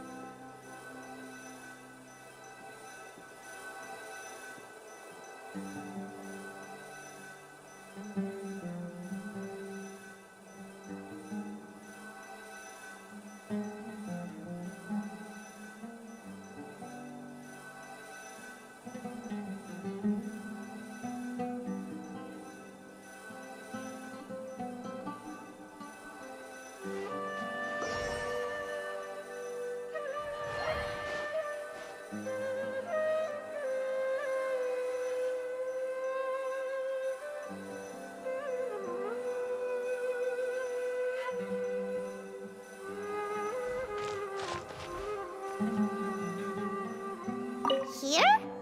No signal again. Is it getting jammed?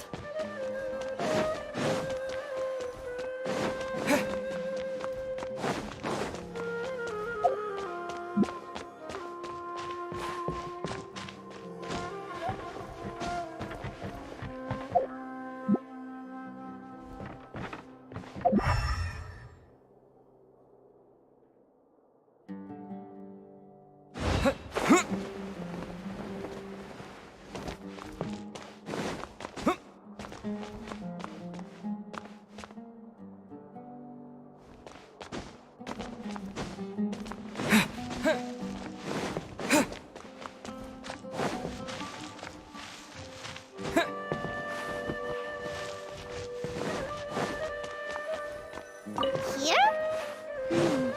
No signal again. Is it getting jammed?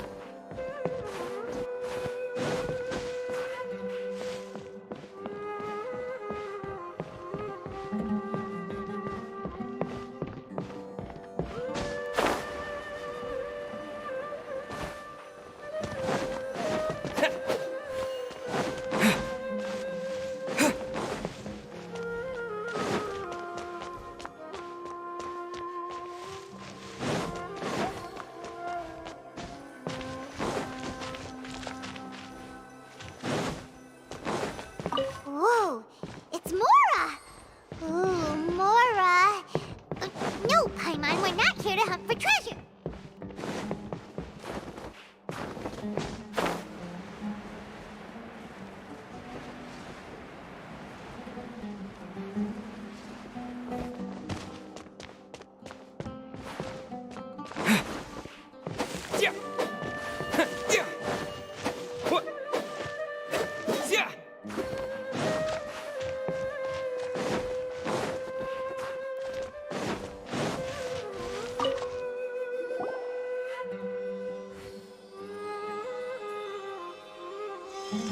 Eh?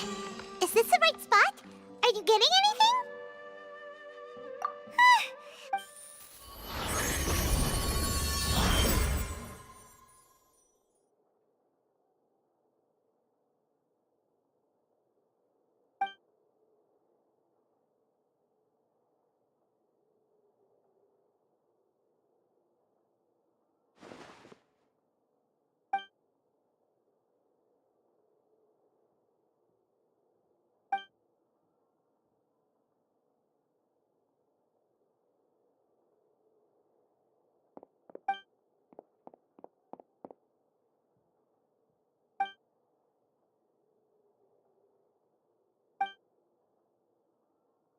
Nahida!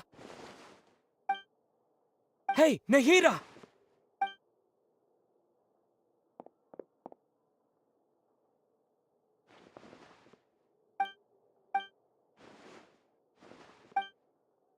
When did it first start?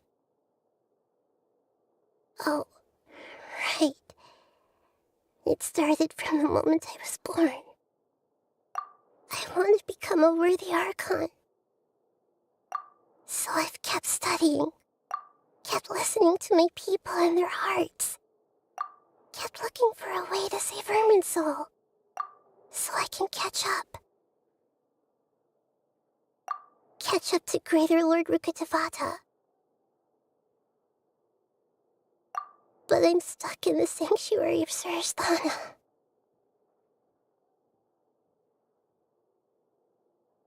The sages are creating a god to replace me.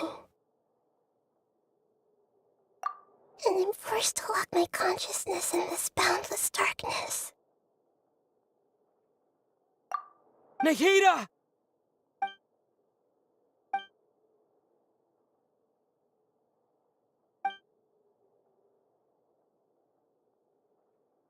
Nahida!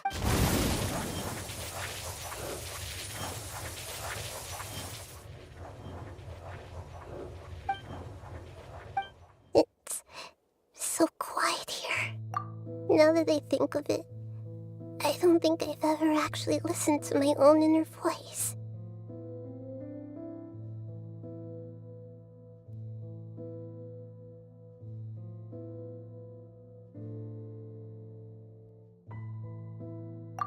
Do Archons have them? Should Archons have them? Have I been doing the right thing? Am I really not needed? How do I really feel about all of this? It's so quiet here. Since you're the god of wisdom, you've known the answers to all these questions since the very beginning, haven't you? Who are you? Whose voice is that? It sounds familiar.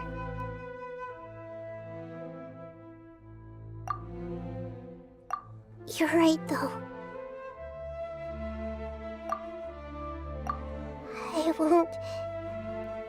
I won't ignore my own voice anymore.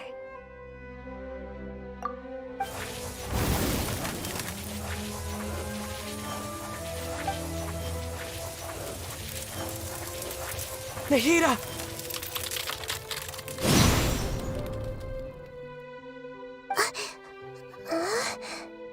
Nahida? Did you wake me up? Thank you. Why are you here? We're here to rescue you. Are you alright? I'm fine. It's just... When I think of everything that's happened to me, I feel really angry now.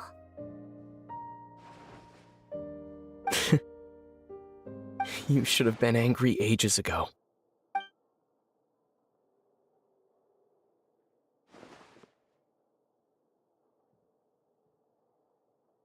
Huh? Oh, you're back! How's everything?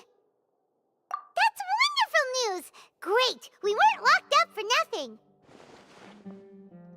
When you went to wake up Nahida, Paimon was listening for any sounds outside. You were out for a long time. There are fewer and fewer scholars going about now. You think everyone's done with their Nya Garbaha Day stuff? Yep, so that means our next act is Nilu's performance!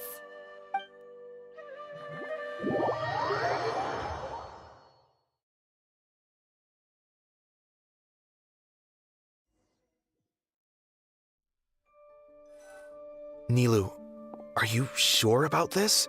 You're taking such a great risk for them. I'm sure, and I'm going. You know that I don't like to pass up any opportunity to dance, and this one is especially important. All right. You seem to have a lot of trust in them, so I won't say more on the subject. But if anything happens, the few of us here may not be able to help you. Don't worry. They've been through worse. Everything's going to be fine. All right. You know, if you really do get arrested, we'll do everything we can to get you back. Be careful, even if it's only for our sakes. Thanks, Mr. Zubair. You're so very kind.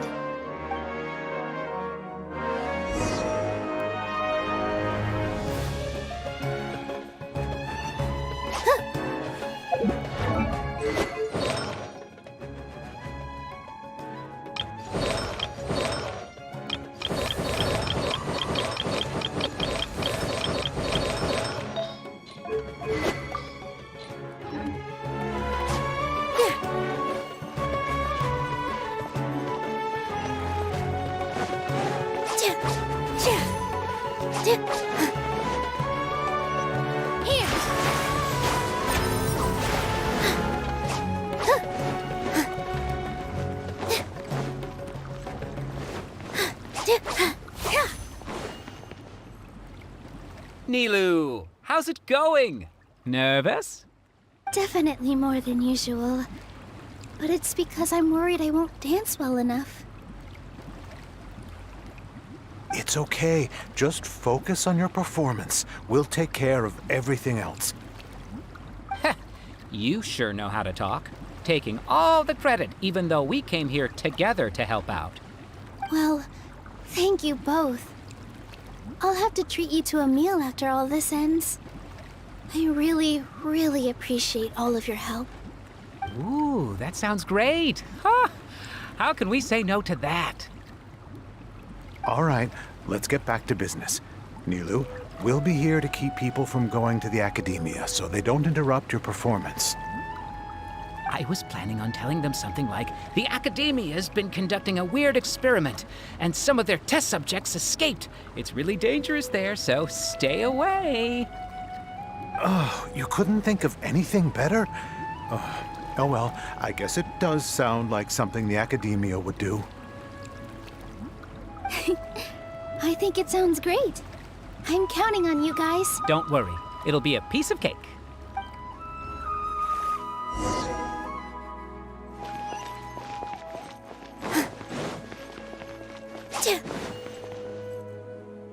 Hey, Nilu! Sorry, it's great to see you, but I'm really busy right now. Our Bait People Away with Yalda Candies plan is working beautifully.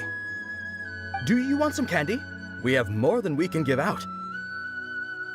Vihar, thank you so much for doing all of this. And even dressed up as the Knight of Flowers, no less. I'll pass on the candy, though. I cut back on sweets in the period leading up to a performance, and I'm about to start one. You have a point. The stage is cleared and everything's ready, so you can start your performance at any time. Yeah, thanks to you. I'm really grateful. All right, time to hit the stage. You're welcome. The honor's all mine, since I'll have such a great view of the show.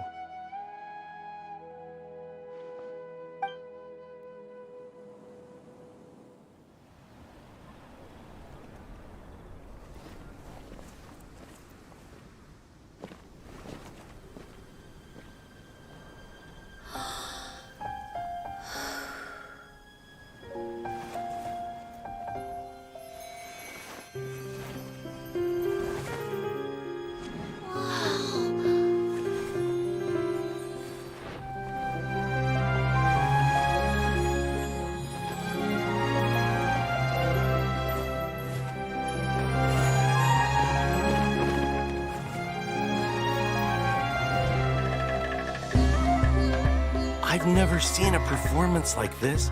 This is incredible. Yeah, but I heard that public performances like these have been banned. I can't believe she's doing this here.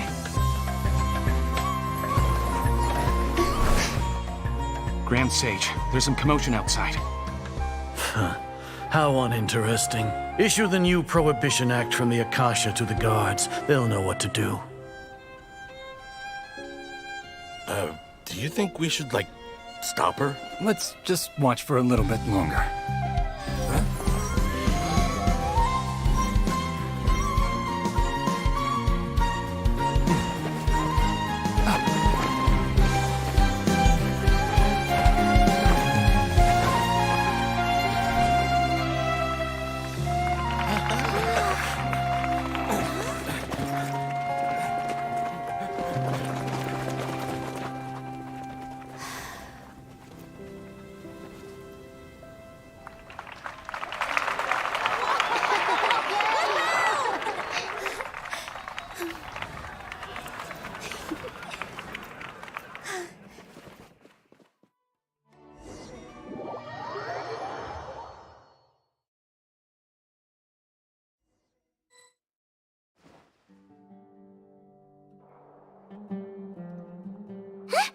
Did you hear that?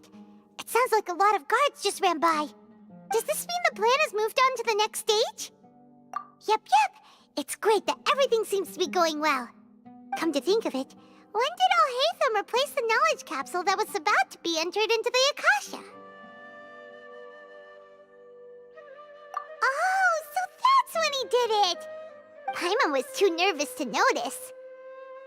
Speaking of, didn't Alhaitham also yoink the divine knowledge capsule from that mercenary leader in Port Ormos when everyone else was distracted?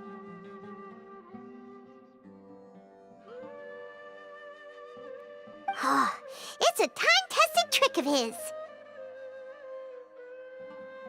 Why are we complimenting him? Yeah, he's smart and all, but he still makes Paimon's blood boil. Let's review our plan for this stage again. It's not like we have anything else to do right now anyway, and it'll help us feel more confident. Paimon remembers that Nilou's task was supposed to go a bit like this. Now that Lesser Lord Kusanali's consciousness has been forcefully sealed, the core figures of the Academia and their guards have started to wear their Akasha terminals again. With the Doctor's technological support, they think they have nothing to fear. How despicable of them to rely on such a person.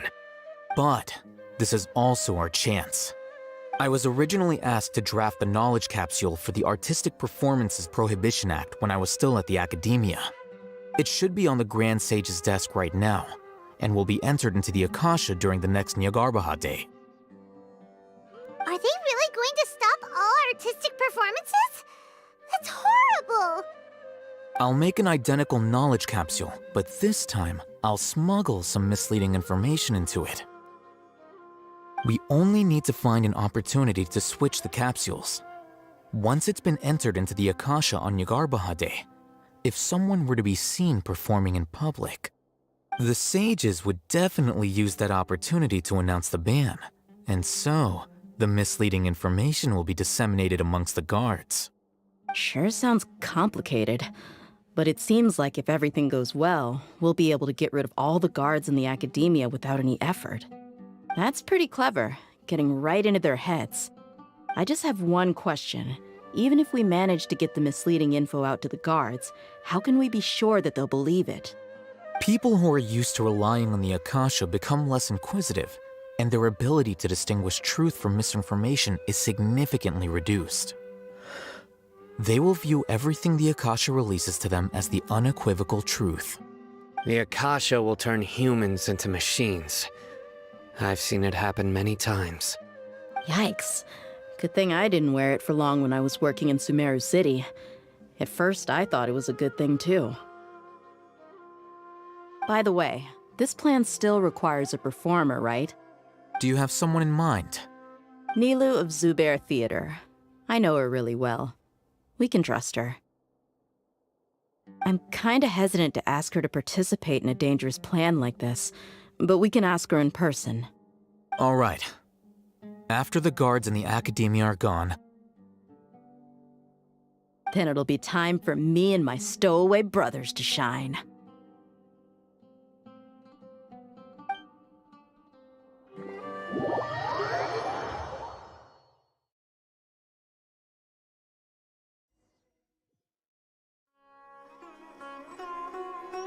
Here they come. Did you see that, Raman? They came out from the Academia in droves.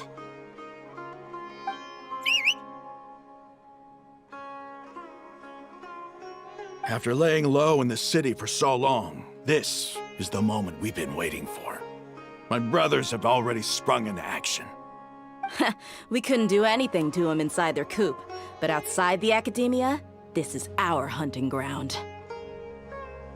With a lioness like you, the prey sure won't be able to run far. We still need to eliminate the guards as soon as possible. If we give the sages enough time to realize what's happening, the plan's doomed. Yeah, all they've done is to sit on their cushy salaries and twiddle their thumbs all day while we fought and struggled every day in the desert. The only advantage they might have is their numbers.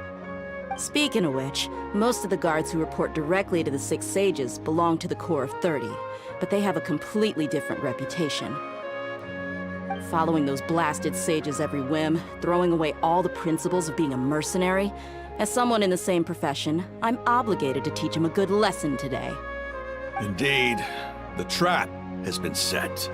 All we need to do is lead them there. All right, let's each take a road and herd those scattered guards back into one place. Make sure to attract their attention. Isak will be the key. You gave such an important task to that child. Will he be okay? It'll be fine. Isak was so determined to help, so let's put our faith in him. Besides, even if he's caught, the guards would be too scared to do anything to him. They've never seen Lesser Lord Kusanali in person, after all. You've got a point. Anyway, I think I see them coming. Let's head out. Good luck.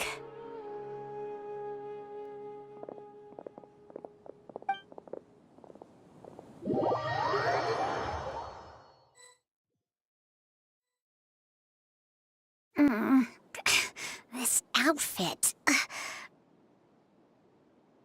Hey, do you remember what you need to do, Isak? When the guards get here, you'll pretend to be Lesser Lord Kusanali and run away from them. Oh, yeah, I remember. Of course I do. I'm just a little nervous. Relax. Don't think about getting caught. Even if that happens, we won't leave you behind. You only need to think about getting the guards' attention and leading them to the Grand Bazaar. Leave the rest to us.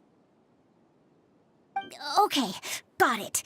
I'm here to pay back Lesser Lord Kusanali for helping Grandpa. I won't get cold feet. Hey, they're here. I can see the Academia guards.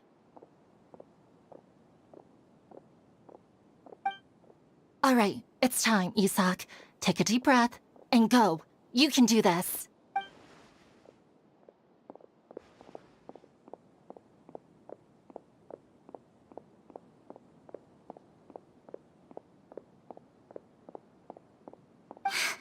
Why is there a guard over there? Did he already run ahead of me? This is different from our plan. But there's no time. I need to make a choice.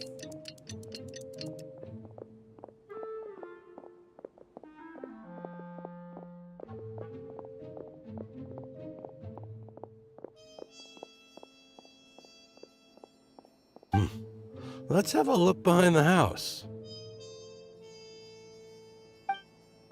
What should I do next? Huh. Looks like nothing's here. A wasted time. Luckily, he didn't.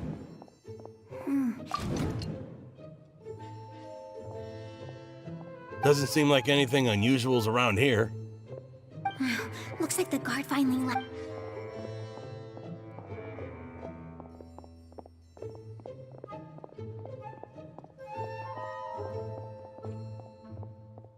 Hey! Lesser Lord Kusanali is over there! Stop! What? Lesser Lord Kusanali? How did I not notice that? They found me. This is bad. The target suspected to be Lesser Lord Kusanali has escaped into the Grand Bazaar. Assemble and arrest her!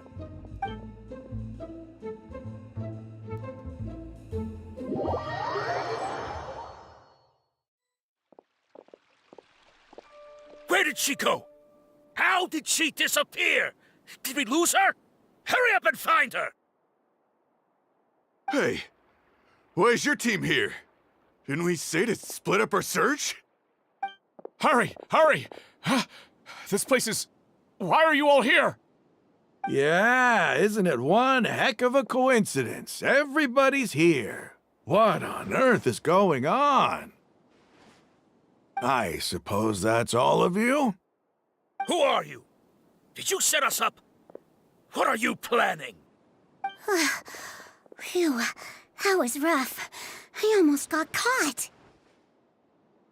Little brat! So you're not actually Lesser Lord Kusanali. Who exactly are you all? Eremites from the desert? Just some colleagues. Think of this as a business competition, or a personal grudge. After stepping into our traps, stop thinking of yourselves as hunters. Behave like the prey you are.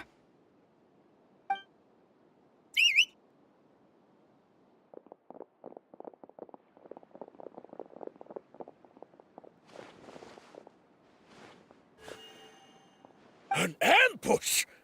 How's that possible? This is Sumeru City, but mercenaries from the desert somehow ambushed us! You've spent all your time hiding away in the academia. This place has long since become our hunting ground. Brace yourselves!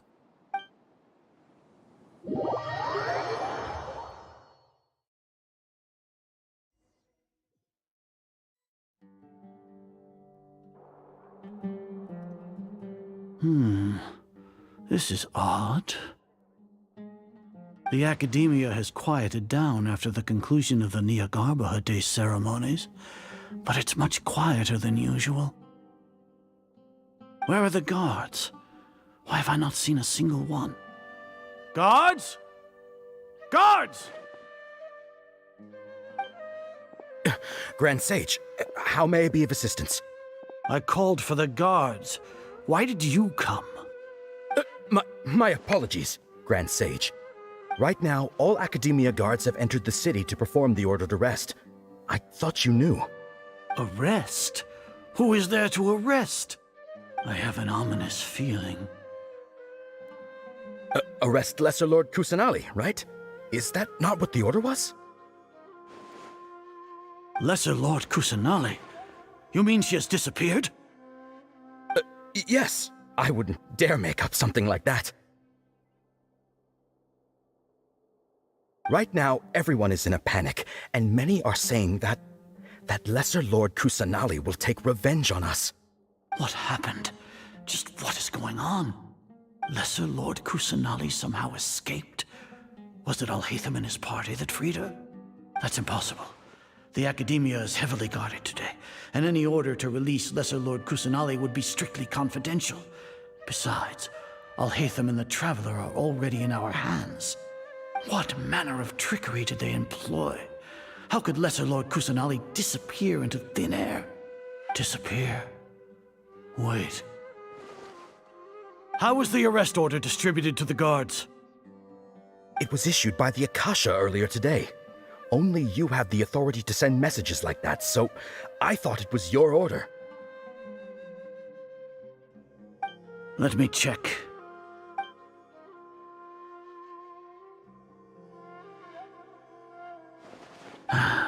Lesser Lord Kusanali has escaped from the sanctuary of Surasthana. Go to the city and arrest the escapee immediately. The Akasha indeed contains this information, and it clearly appeared in my mind.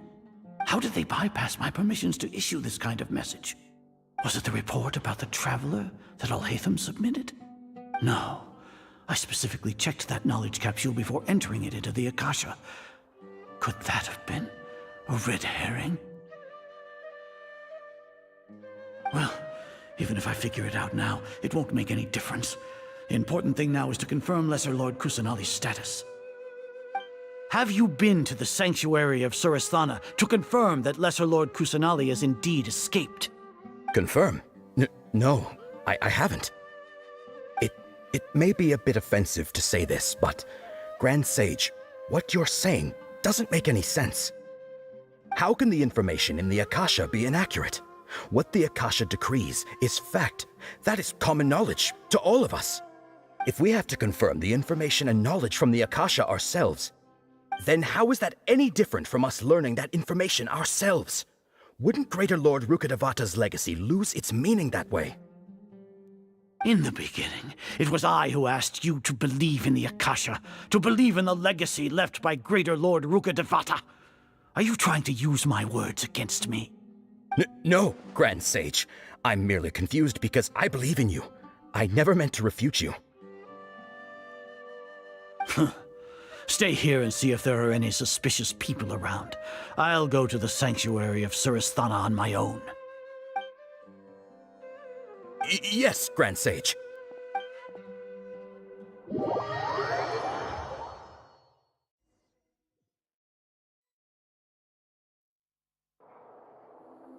Lesser Lord Kusanali has escaped from the sanctuary of Surasthana. Go to the city and arrest the escapee immediately. How can that be? Stop thinking about it. Stop. It must be a trick of theirs. As long as I personally confirm it.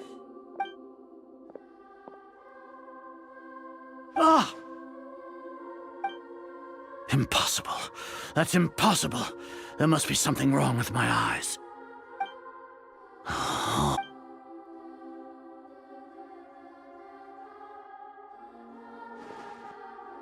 What a comical sight as are.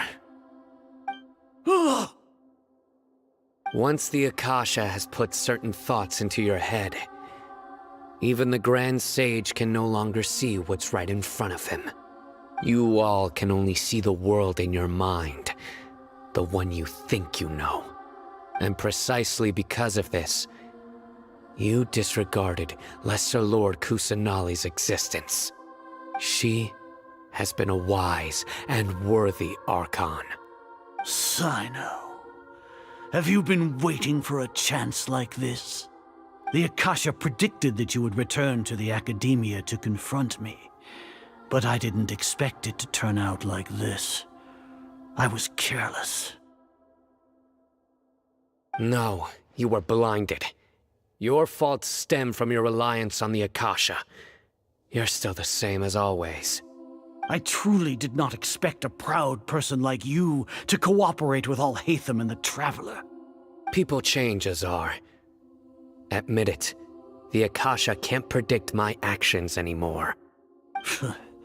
Then tell me, what have you found during your investigation? You want to buy time? This is the sanctuary of Surasthana.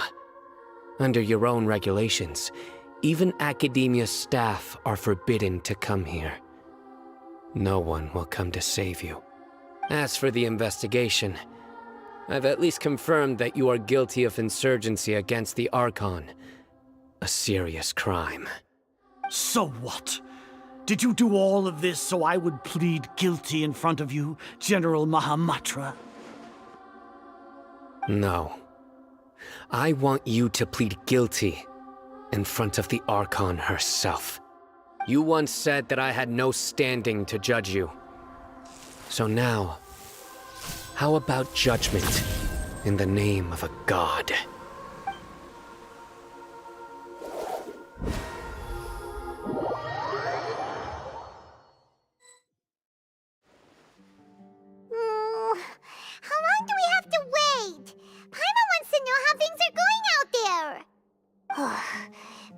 hasn't heard any sounds outside for a while.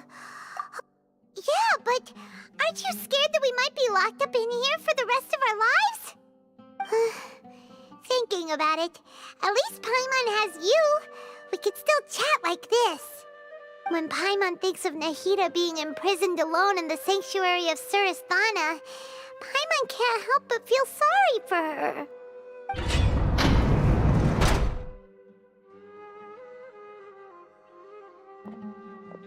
Here comes your savior. Dia! Paimon just knew you would come to rescue us! You two really owe me some big thanks. I had to search through who knows how many guards to find the key here. It felt even more tiring than whacking them. I'm exhausted. Thanks a lot. Need Paimon to rub your shoulders? No, that's, I'll pass. What are you afraid of? Oh, are you ticklish? Now isn't the time to talk about being ticklish. Things in the city and on Sino's side are both going well. The guards that stormed out of the academia are all taken care of. The Corps of 30 is in charge of the city's defenses, but we already talked to Asfand. They've been fed up with the sages bossing them around. As long as it doesn't break their employment contracts, they'll turn a blind eye. That's probably because you've been super great friends with them for a long time. So, how's Sino doing? The Grand Sage is in his custody. Even I know how terrible it is to fall into Sino's hands, so he probably does too. Sino forced him to release Lesser Lord Kusanali. He has no choice but to obey. So, hurry to the sanctuary of Surasthana. Assuming nothing weird happened, we should have already rescued our Archon. Honestly, I didn't expect our ragtag bunch to do this well. We just came together last minute to save the Archon, you know? Alright, you two better go. I still have to clean up some messes in the city. See you around.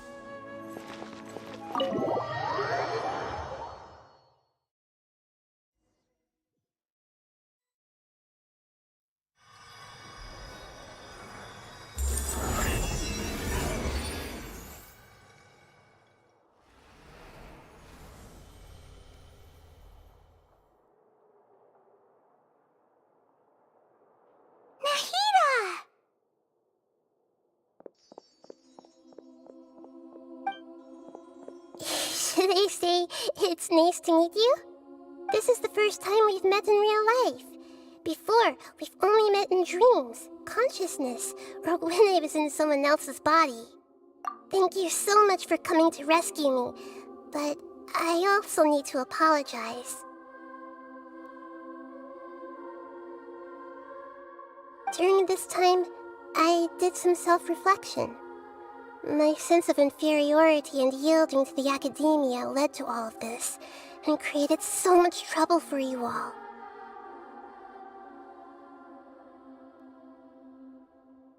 Exactly! We're here because you're a good Archon and one of our friends!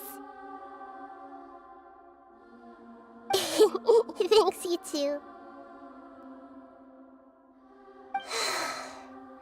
Amazing. So this is how it feels to walk out of that cage with my own body. It's like I just had an endlessly long dream. I can't even tell if I just woke up or was only now born into this world. My concept of self has become so clear. But now doesn't seem to be the time to indulge in this feeling. This is really embarrassing. You all just rescued an Archon, And now she needs your help to save her country, and even the entire world. It's okay. With you here, Paimon's sure that everything will work out. There's one more thing. What is it? For all the things the Academia did to me, and for all the folly it committed in the name of wisdom, as their Archon, I will make them pay. Ah! Wow! That's the spirit!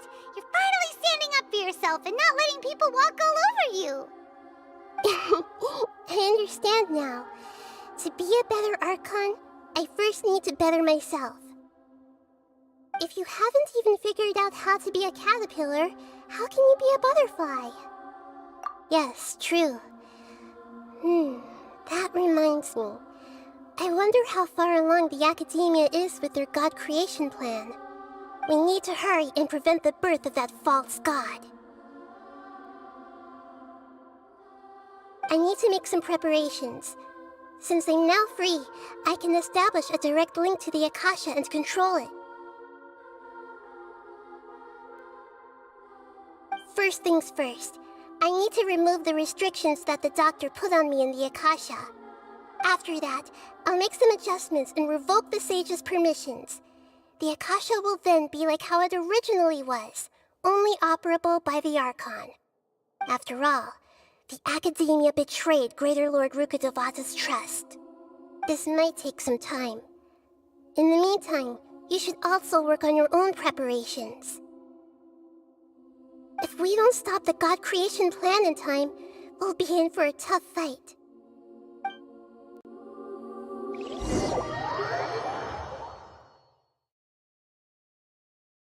You might as well prepare for a fight.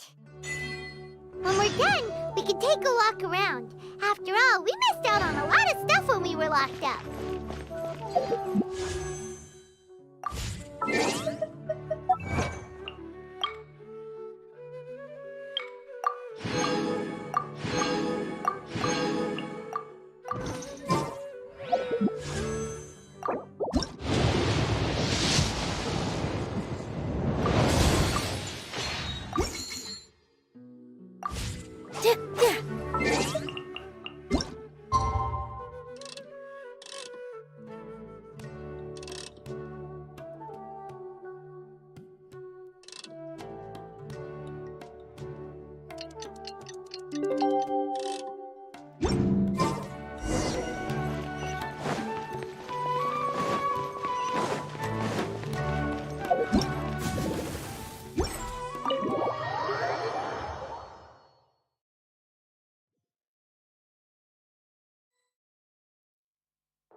How's it going, Nahida? I'm done with the parts that needed my involvement to complete. Although it's my first time working with the Akasha like this, its internal structure and operation procedures are easy for me to understand. Greater Lord Rukkhadevata's design is truly brilliant. Oh, also, this is for you. Huh? What's this little floaty thingy? It's a small device I put together just now. You can think of it as an upgraded Akasha terminal. You may not need it right now, but it should be helpful in certain situations. Wait! This thing has the same characteristics as Paimon! We're both small things that float! Oh, all the things that make Paimon special got copied! When Paimon appears with the Traveler from now on, people won't remember Paimon because she isn't unique anymore! It's alright, Paimon. It can't replace you. It's only a flying device, but you're the Traveler's irreplaceable friend. You're so good at comforting people, Nahida. If only the Traveler was as smart as you. I was simply telling you what I feel to be the truth. I wasn't trying to comfort you. Nahida, you're natural at this. What you just said made Paimon even happier. By the way, there's something I need to confess. Even though I'm the Archon and in control of myself again, I'm not very good at fighting. You may have heard that an Archon's power is derived from their people's faith. However, I'm not as well loved as Greater Lord Rukkhadevata. If we get into a situation where combat is our only option, I'll have to count on you, and I'll do my best to provide support. I'm glad I can rely on you. So the God of Wisdom isn't good at fighting? That actually sounds about right. I've located where the false god is. Time is of the essence.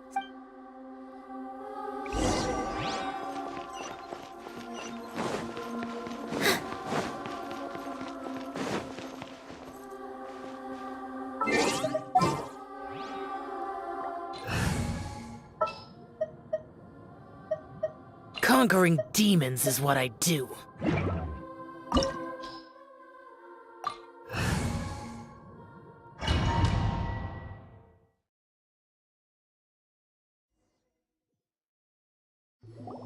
What is this place?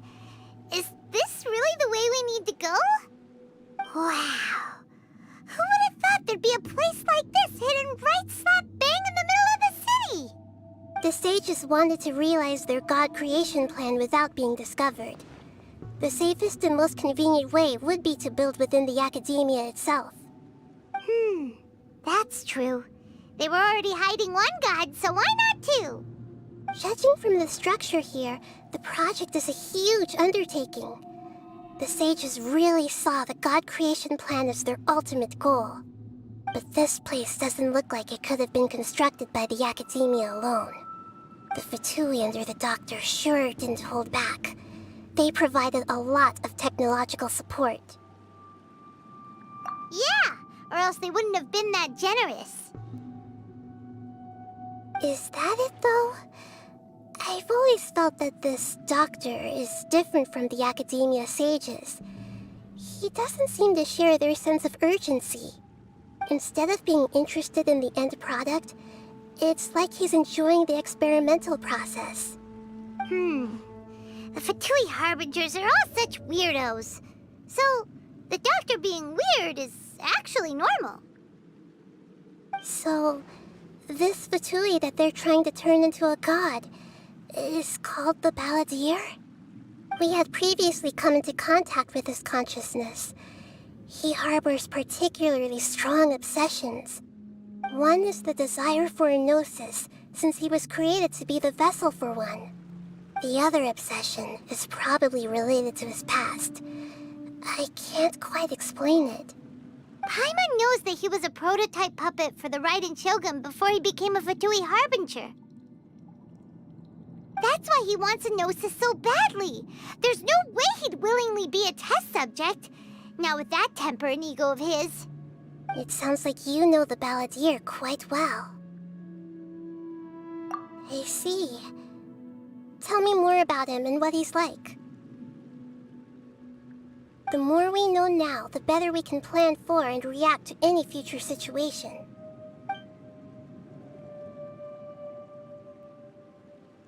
I see. How fascinating. Alright, time to go. Let's get through here and meet him in person.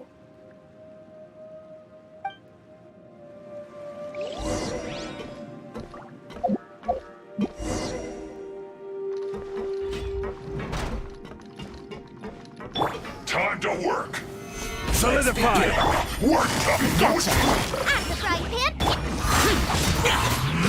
Evil conquering.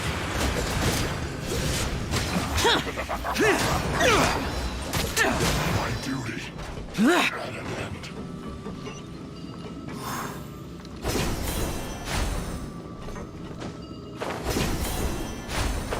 It looks like we can climb up these pipes.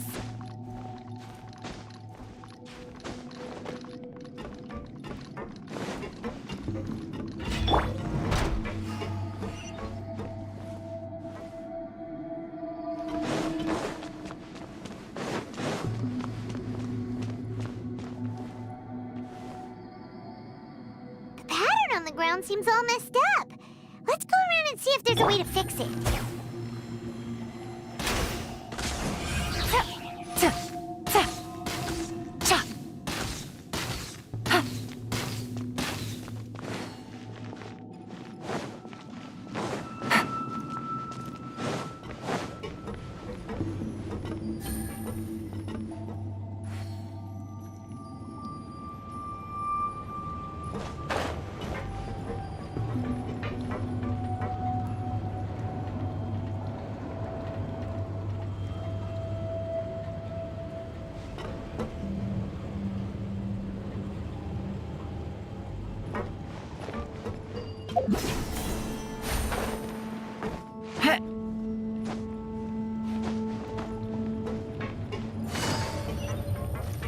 Quietly now.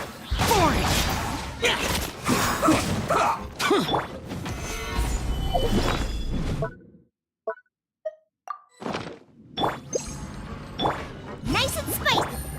Busted.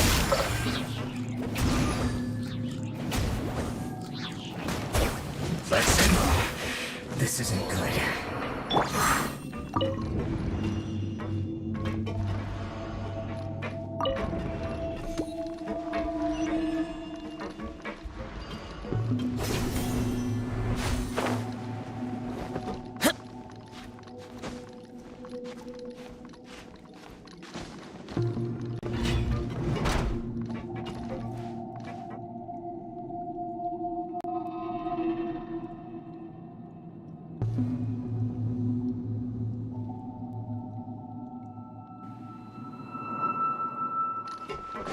You'll get frostbite, frozen, Stabilize! crisp, Quietly now. freshness preserved, frozen food.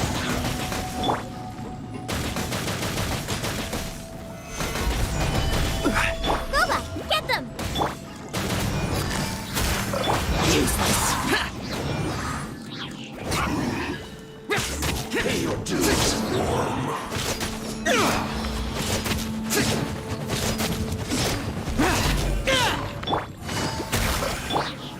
Solidify!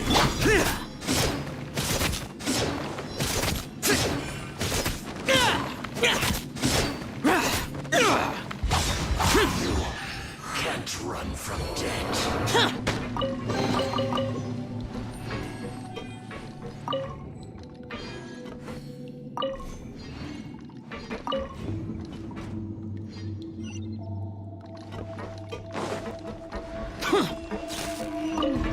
The cart is stuck. Maybe there's something wrong with the tracks. Let's try adjusting the direction of the device to clear the tracks.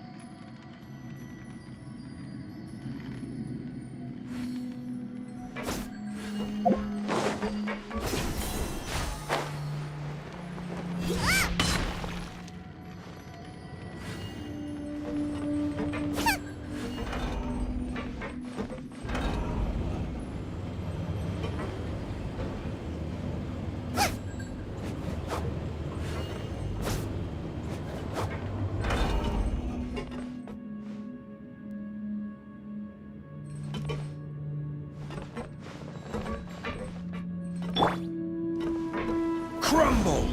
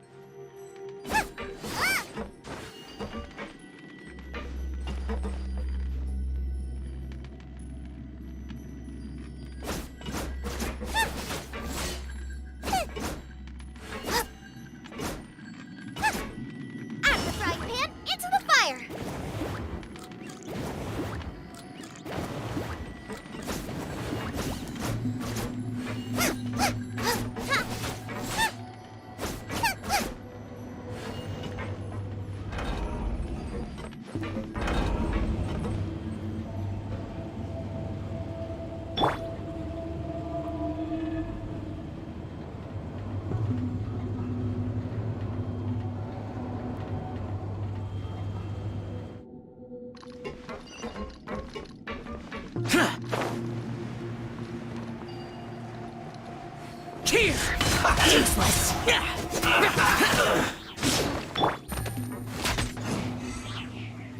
Gotcha! Toxifying heat!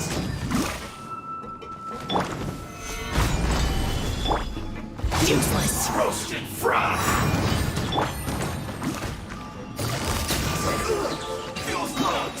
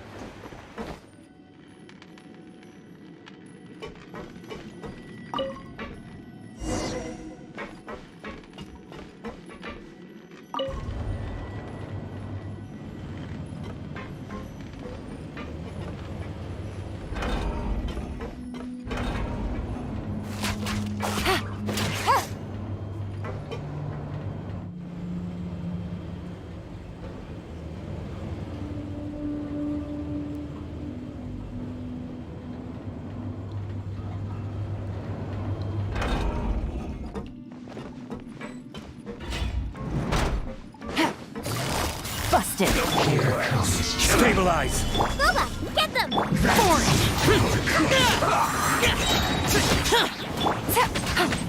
Harden up! Quietly now. I will end you. Boring! Let's not waste time. Solidify! Counterattack! Busted! Out of the frying pan, into the fire!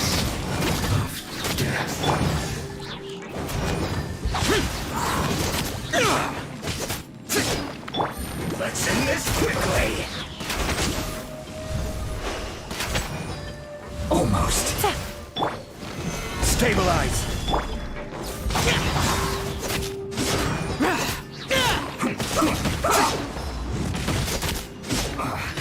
I guess this is it. Come at me. Useless! You can't run! Have a load of this! Well, Gather! Quietly now. Boba, get them! Ida! You need to hurry up! I see through you! Run! Don't be a killjoy! We've only just begun! Done! You need to hurry up! Busted! Looks like I went too far.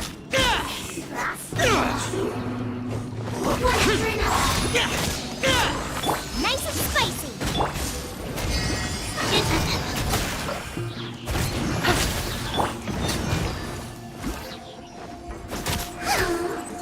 Not this time! Out of the frying pan, into the fire!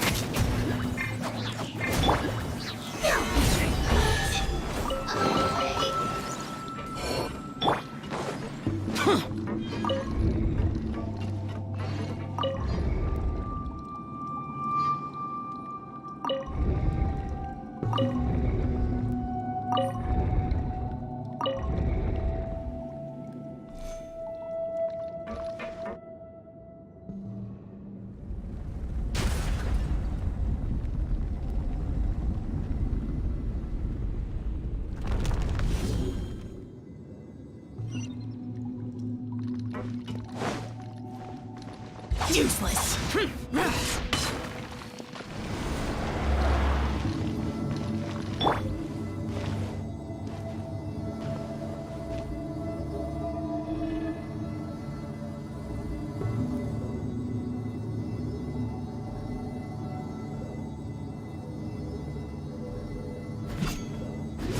Yeah!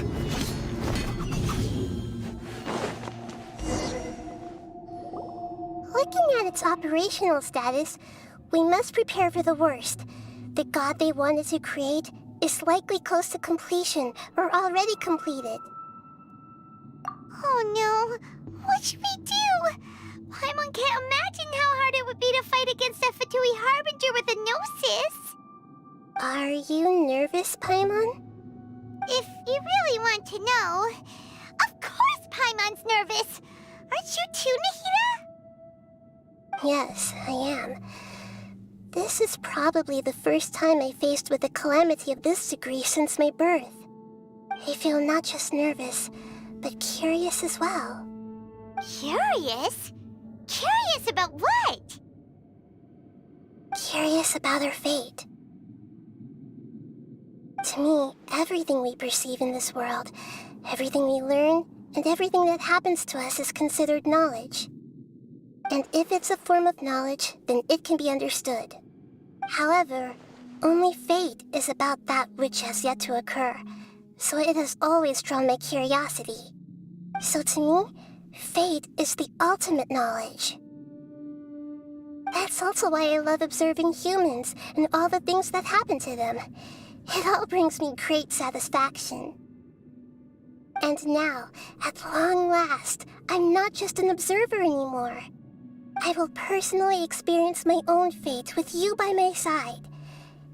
Isn't this such a wonderfully exciting thing? Ah, so that's what you mean. Paimon thinks she understands what you're feeling.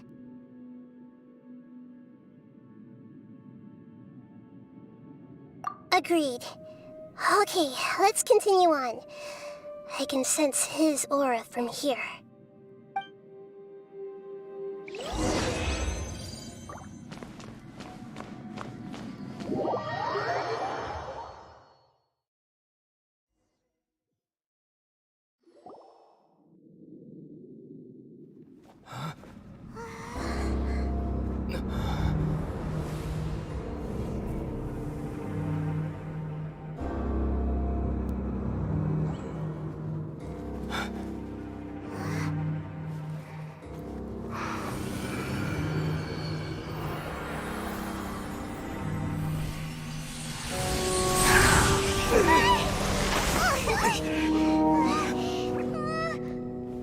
Who would have thought the world would be so eager for my birth? I remember you, Booer, the god of wisdom, and standing beside you, the traveler. Is he all-knowing and powerful now like Greater Lord Rukkhadevata? No, I can't feel the same kind of divinity I felt from the Greater Lord. It seems that the sages didn't get the chance to infuse the divine knowledge capsules into him. But even still, he has undoubtedly become a true god now. So we're too late? The Balladeer has already become a god? The Balladeer. A long bygone title. When my spirit ascended to divinity, I felt as if I had existed for the same number of epochs as heaven and earth. Looking back, the existence of what once called itself Kunikazushi appears infinitely small and ugly.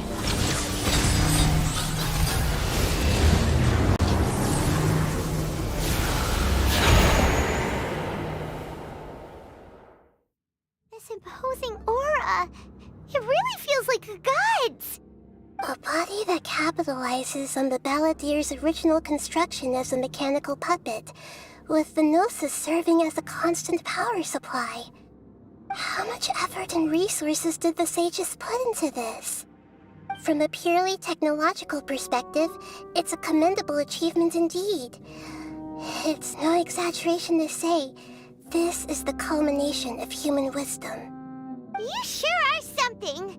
Dishing out compliments at a time like this? But I don't think he's reached the spiritual height of a god. Strife is engraved upon every god and every gnosis brought forth into this world.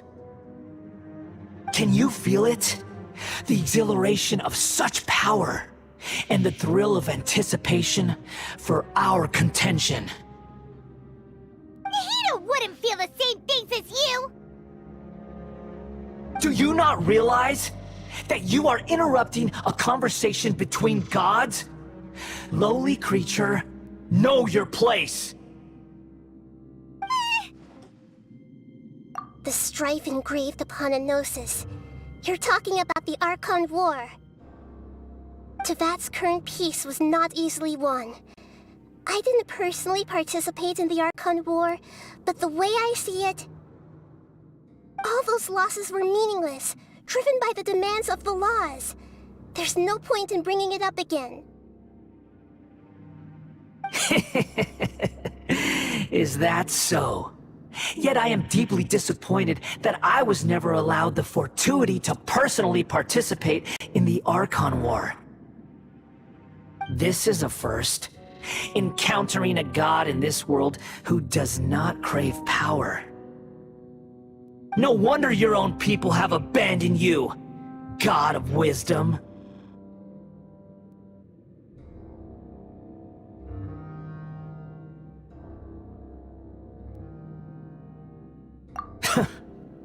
Your judgment is as your existence, unsubstantial. This is where everything ends, Booer, the God of Wisdom. You should know that wisdom cannot solve every problem. Like now, where your only option is to face me in combat.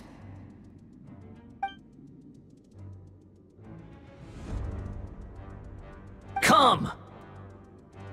Let us reenact a scene of the Archon War. Come and inaugurate my birth as a god.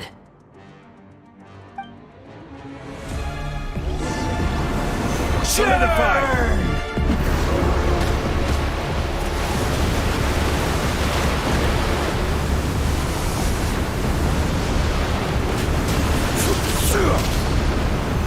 Insignificant pest!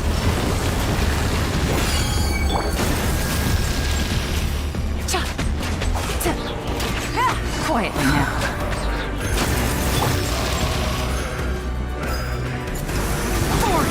Lament! Perish!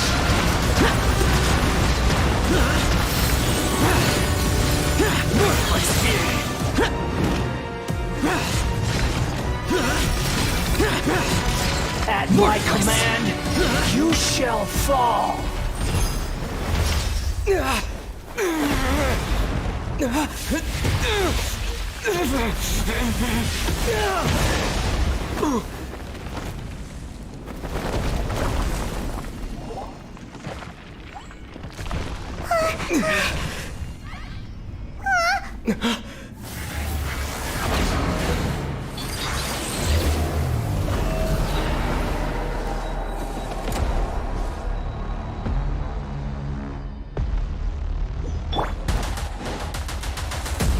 Solidify!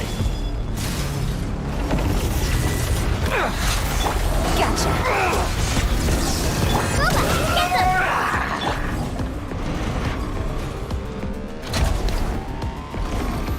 Stabilize! Kneel!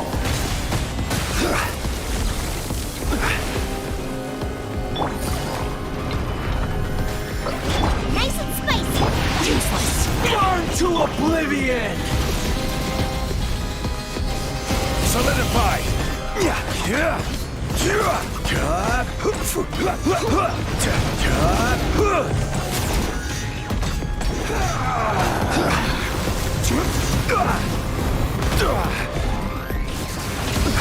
Kneel! Gather!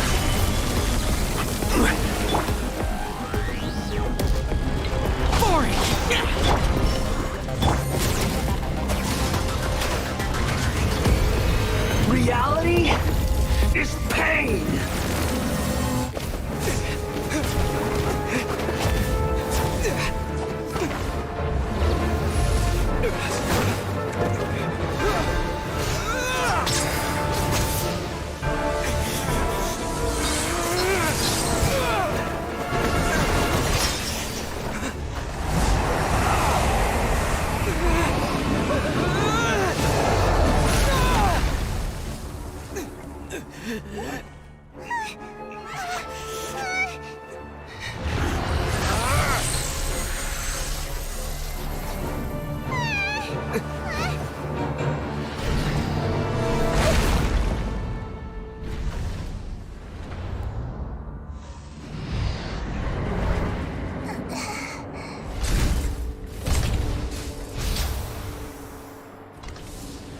This is supposed to be a battle between gods, yet you choose to hide behind a mortal.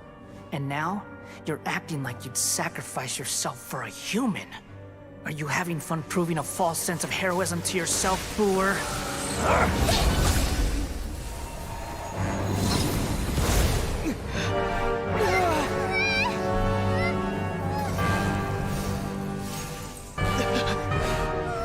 The data collection is almost complete.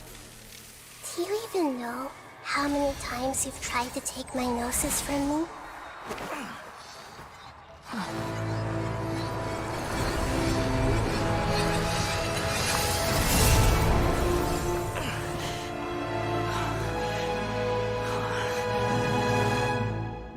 We just concluded the 168th loop. Did you know that in the effort to create you, the people of Sumeru were forced to live through the exact same number of Sub-Zerus festivals and Samsara cycles? The power of dreams. When did you use it on me?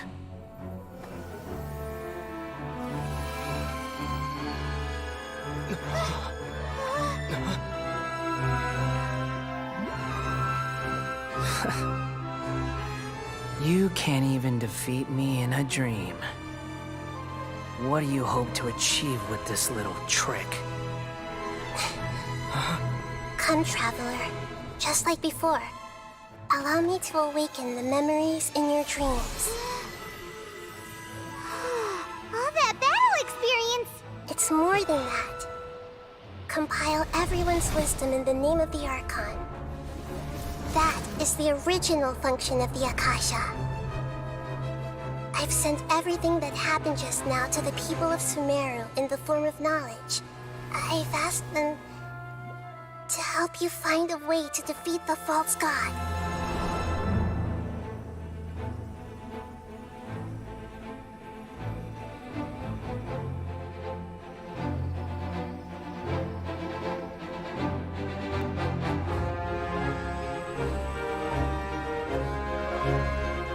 Now, all of Sumeru's wisdom is at your disposal. Meaningless tricks won't save you.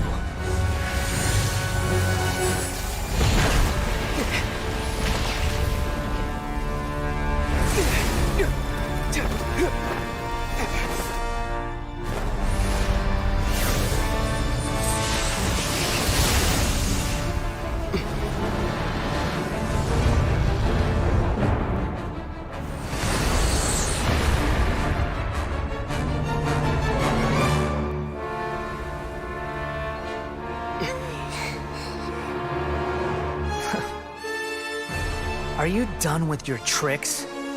Can I finally take this as a real battle between gods? I'll leave this to you, the first sage of Boor.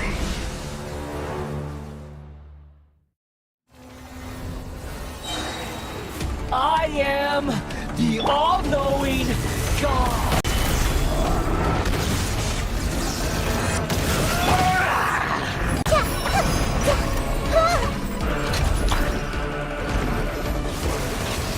Kneel!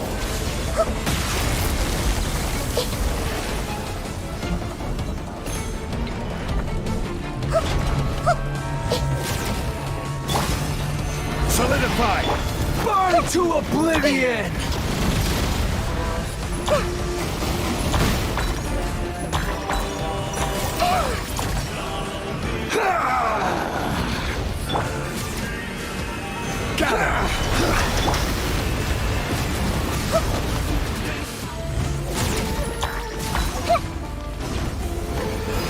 Reality is pain! Solidify!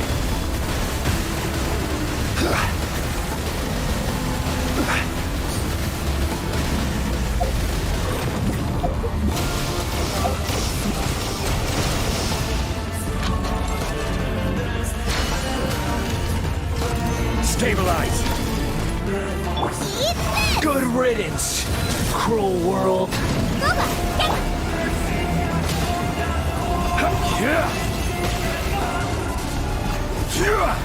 Solidify!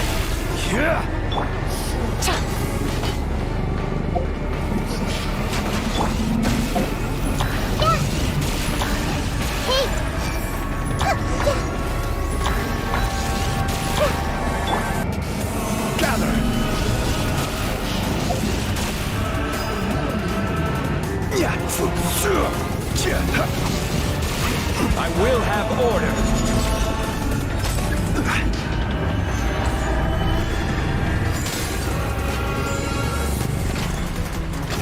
Your new god awakens!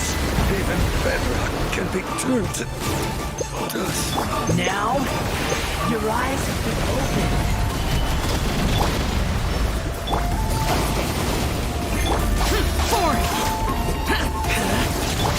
Kneel! I see everything.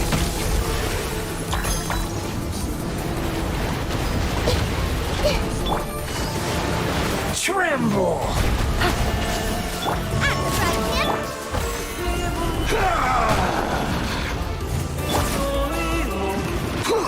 Quietly now.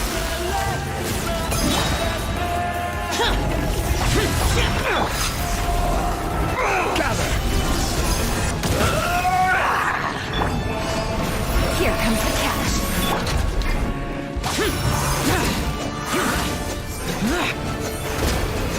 Reality is pain! Stabilize! The Temple of Wisdom. Gotcha.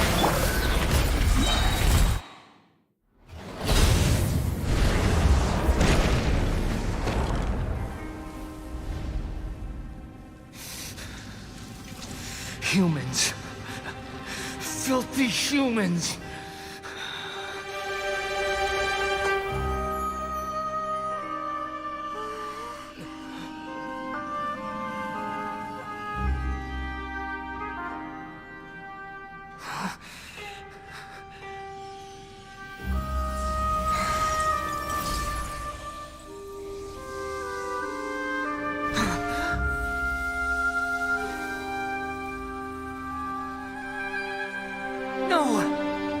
Wait! Please! Anything but the Gnosis!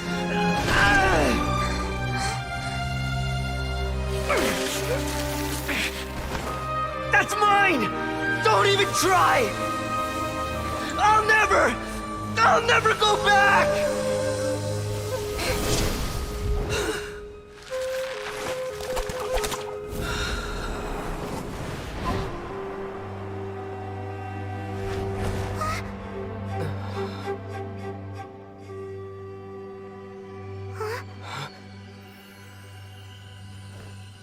We haven't yet found the answer to the most important mystery.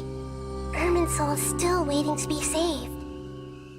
With the power of another Gnosis, we may now finally understand the last memory of Greater Lord Rukkhadevata.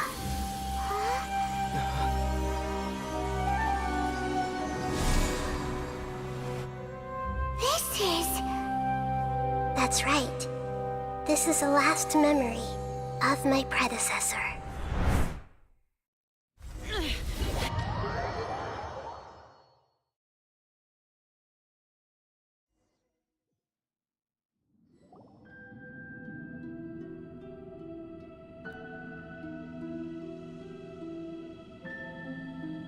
Huh. This sure seems very different from what Paimon imagined. Shouldn't Irminsul be in this realm of consciousness? Yes, that is our destination. But I didn't expect the remaining consciousness of Greater Lord Rukkhadevata to be as polluted as this. Forbidden knowledge? It seems you know about a concept that even I don't completely understand. Could you tell me what you know?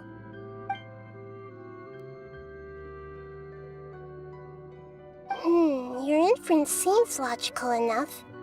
Forbidden knowledge once polluted the desert thousands of years ago, but was successfully repelled thanks to King Deshret's self-sacrifice, and Greater Lord Rukkhadevata nearly exhausting her power. Then, a second instance of forbidden knowledge pollution occurred during the Conria Cataclysm 500 years ago. But I'm afraid it is much more serious this time, with Irminsul itself already in danger. So, if we're in the remaining consciousness of Greater Lord Rukkhadevata, and it's also been affected by forbidden knowledge pollution, then does that mean, in order to save us, Greater Lord Rukkhadevata? Yes. It's very possible that she sacrificed her life in the fight against forbidden knowledge. She didn't completely eradicate forbidden knowledge, but if it weren't for her actions, the pollution would have been far more rampant over these past 500 years. The way that everyone, including me, has forgotten everything about forbidden knowledge may very well be due to her restoration of Irminsul. Aww. Do you feel sad, Nahida? I'm just sharing her pain. The pollution of her consciousness here is severe. There is madness, chaos, and pain all around us. Did she fight to resist the forbidden knowledge pollution in such terrible conditions, all the way up to her last breath? She even used her last remnant of lucid consciousness to leave a clue for us to follow.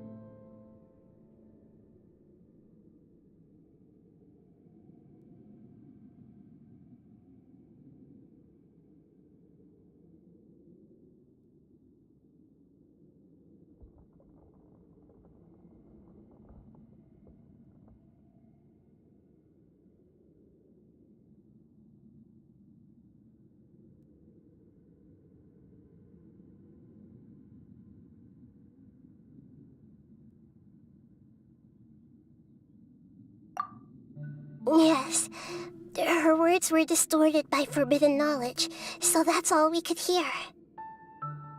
But now, we have a chance to find the answer to this mystery. We can cross the polluted consciousness until we found the right path to meet with our lucid consciousness. And then, we'll let Greater Lord Rukkhadevata tell us the truth in person. Each of us need to be mindful of the state of our own consciousness while we are here. Even with the Gnosis' protection, we must always keep a clear mind. Otherwise, we could go mad at any moment. That's so scary. Don't worry, it should be easy enough for you to keep that mind of yours clear, Paimon. Let's go.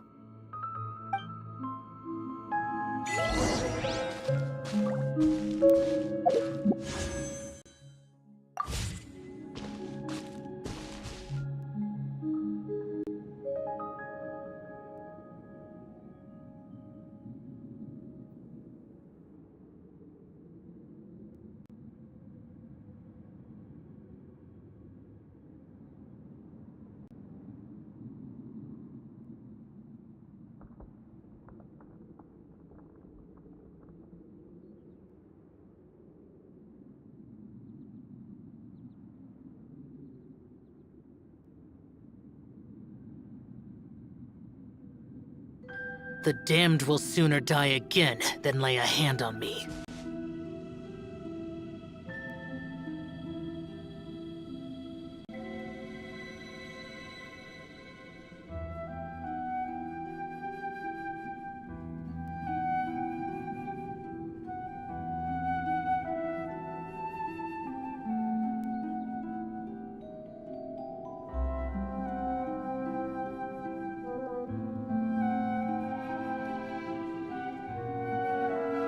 Reduced to just standing around.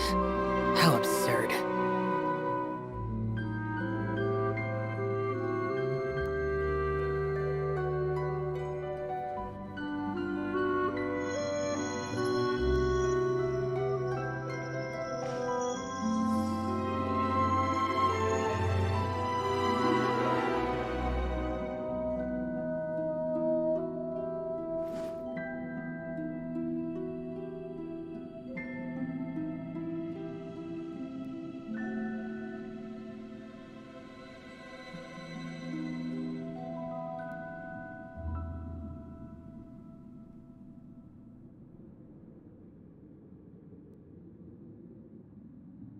The damned will sooner die again than lay a hand on me.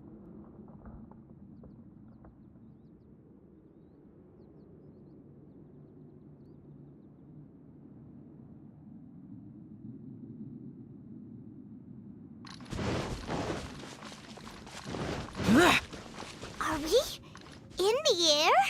And why is there a huge boat? That's the boat of consciousness, which symbolizes reason here.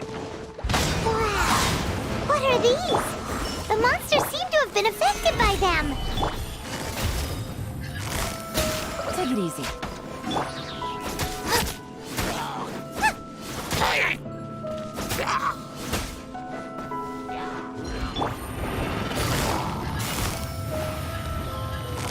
Quietly now. Stabilize!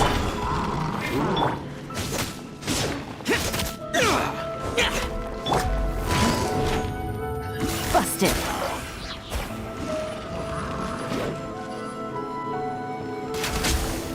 Boba, get them!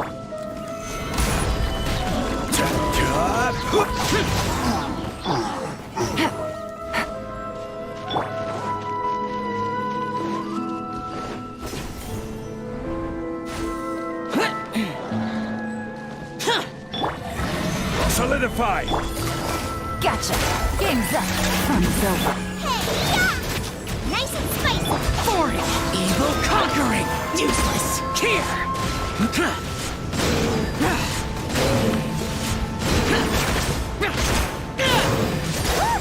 The boiling sigil has appeared in the sky!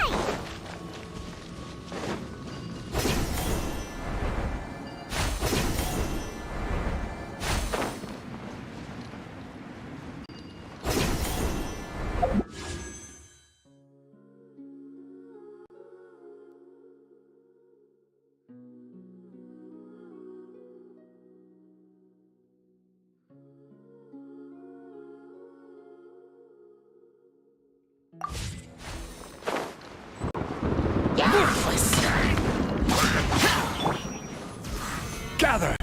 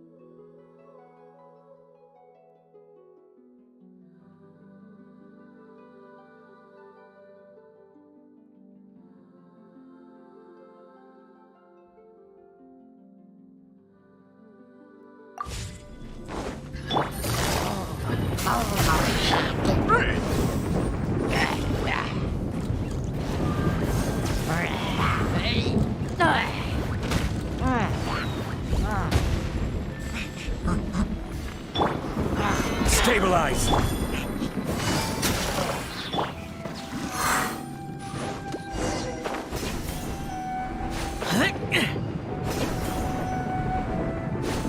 Here!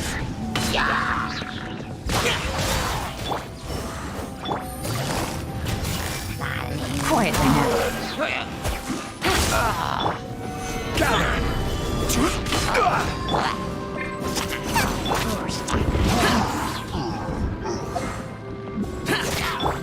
Busted. Things are about to get dicey. Stabilize! Boring!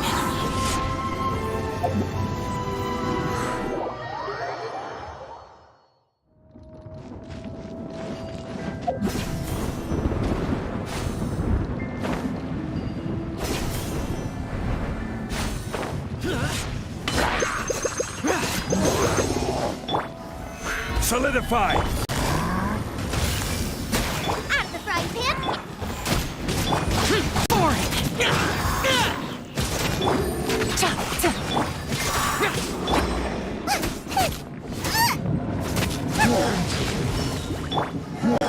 Gather! Quietly now.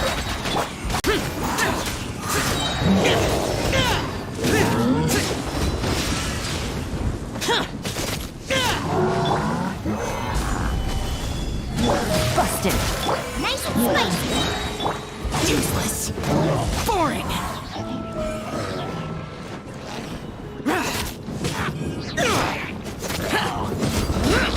To control the boat of consciousness, we need to find the helm first.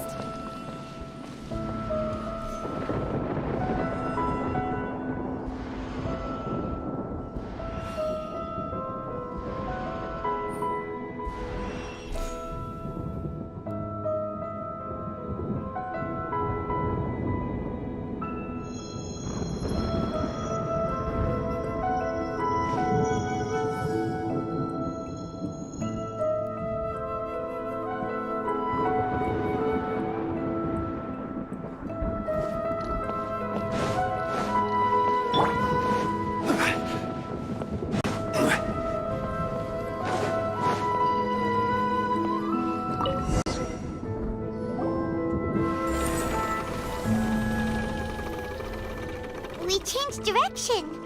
Are we still going the right way, Nahida?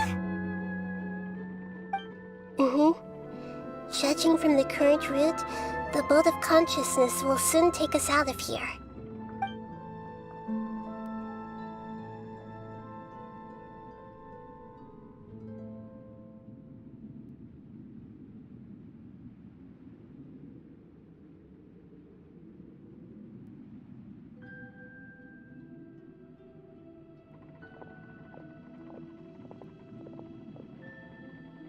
We'll be arriving at our destination soon. How are you feeling? Are your minds still intact?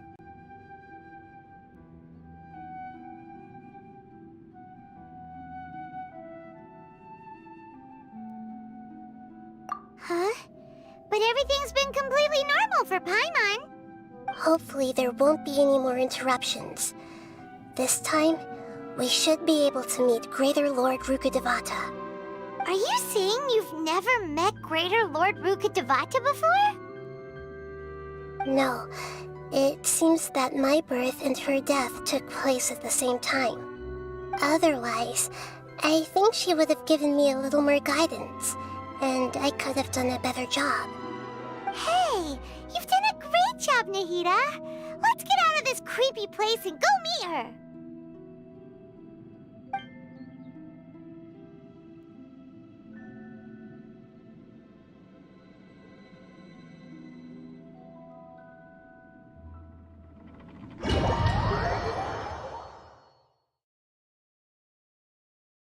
So, is this the place you were talking about?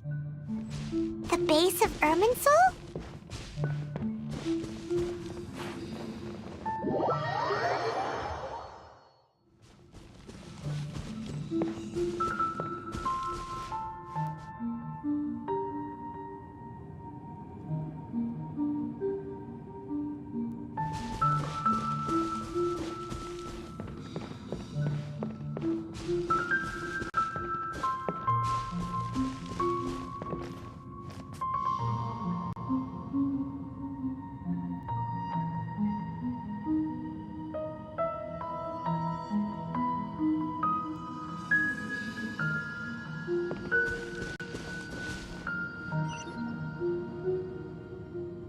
Well, this is the place.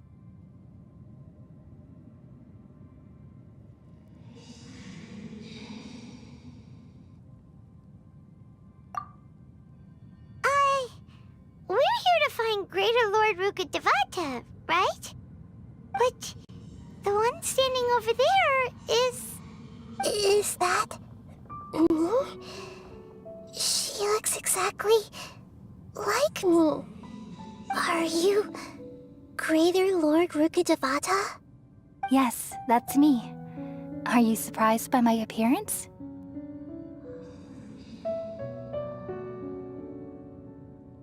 Irminsul and the surrounding lands have been reproduced here as they were years ago.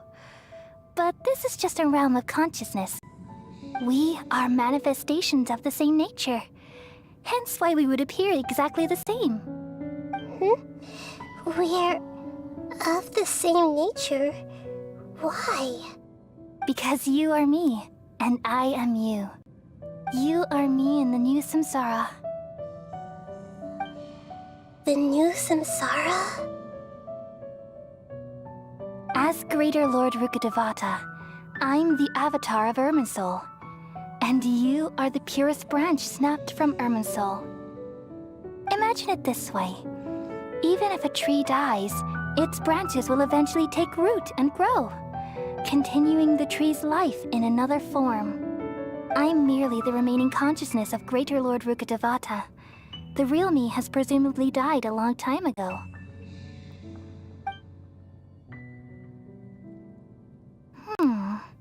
Judging from your appearance, I've probably been dead for 500 years. But you're finally here. My new self in the samsara.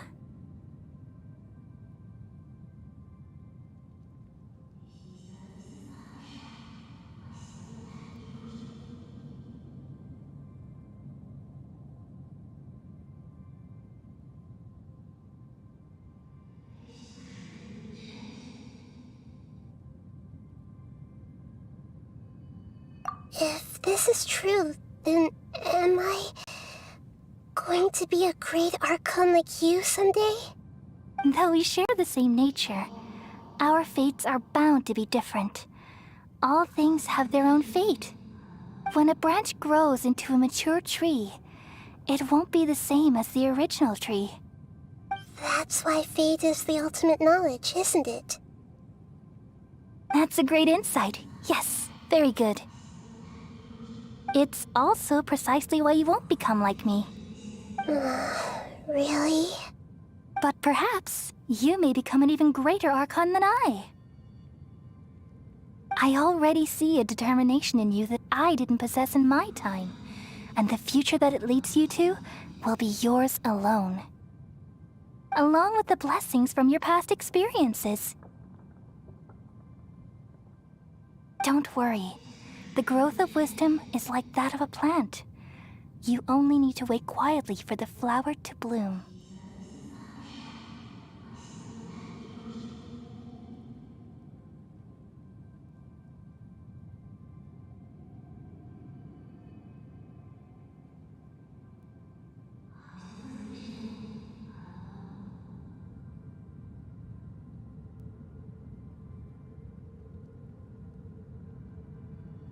To think of it, the sages never had the faintest inkling of the meaning of wisdom. Thank you. Nothing makes me happier than discovering that the Archon I always admired was in fact myself in another fate. It's so nice to speak with you, Greater Lord Rukkhadevata. I've always wanted to meet you. The feeling is mutual. From the moment I snapped the branch off Irminsul and created you, I've also looked forward to talking with you. Could you tell me why you wanted to create me? And what exactly happened when you died? Ah, I see. You're here seeking answers, right? Everything that day, even the sky itself, changed into a color like this. At that time, the seven were all summoned to the nation of Conria. Except for me. I had a more important task to attend to. I had to protect Irminsul. The disaster occurred together with the pollution of forbidden knowledge. At that very moment, with my consciousness connected to Irminsul, I sensed something was wrong. The pain started to torment my mind. By the time I reached Irminsul, it was already displaying signs of corruption.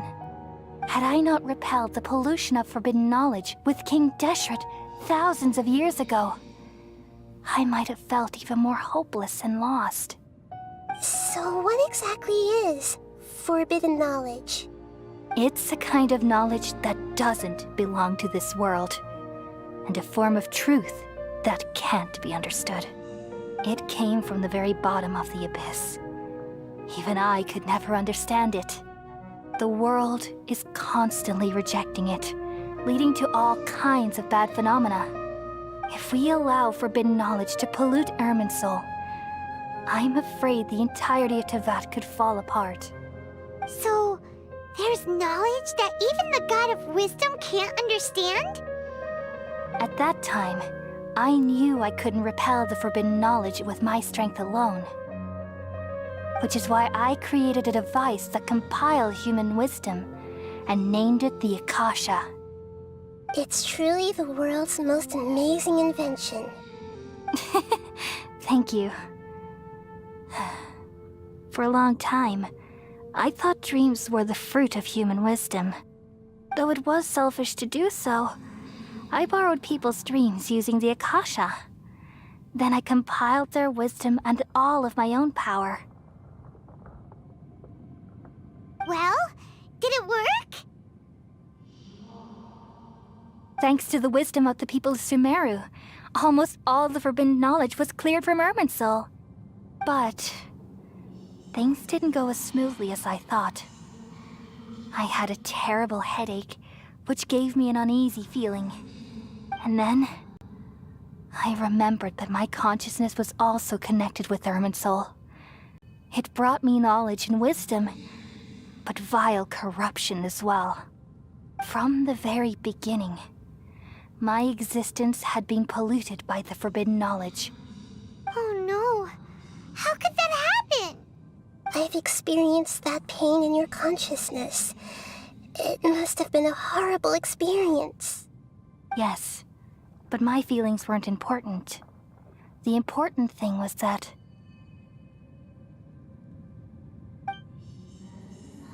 even if I died, my existence and everything related to me would continue to exist in Irminsul as memories and knowledge, meaning that the forbidden knowledge couldn't ever be permanently eradicated.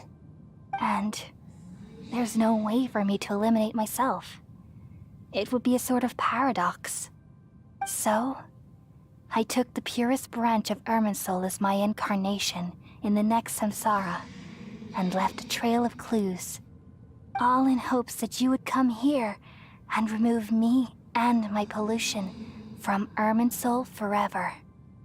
Wait, no, I can't. So you realize what that implies. You are very smart indeed. Irminsul has all the knowledge and memories of this world. And as you've realized just now, removing me from Irminsul means I essentially will never have existed in this world. But this is the only way to save Irminsul. People love you so much and they've missed you so much over the past 500 years. I am exactly the same.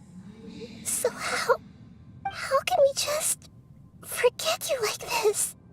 Is there really no other way? There must be something else I can do. You're the god of wisdom, Boer. You should know that there is no other way. But this is so cruel. I don't want to forget you. No need to feel so sad, Boer. As someone who delights in wisdom, you should feel joy at finally finding the answer. These are the words in their entirety. The answer you've been seeking all along. Let the world completely forget me. We all nestle under the great tree of wisdom, peering out to perceive the world. From the earth and from the rain, we perceive its wonders, until we become a white bird to perch atop a branch, and finally snap off the most important leaf. Once upon a time, I alone dreamed in this world. In my dreams, everybody would also dream after they fell asleep. Wild and wonderful thoughts would emerge from their minds. Some tumbled to the ground, and others floated to the sky. connecting all things in the world into one dazzling net. Among a plethora of worlds were numerous smaller worlds, all of fate, finding within the tapestry their brilliant glow. I gradually understood that these indescribable and constantly changing things are the most profound things in the world. Only they can completely repel the madness. Only dreams can awaken consciousness from the deepest darkness.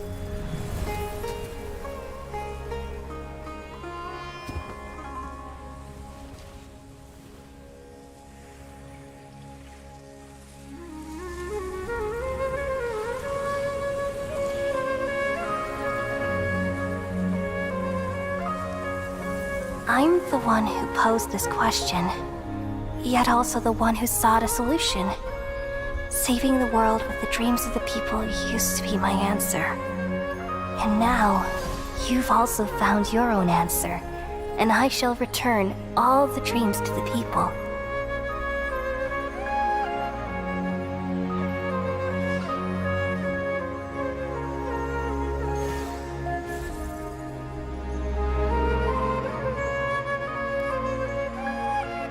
Goodbye, people of Sumeru. May you be blessed tonight with the sweetest of dreams.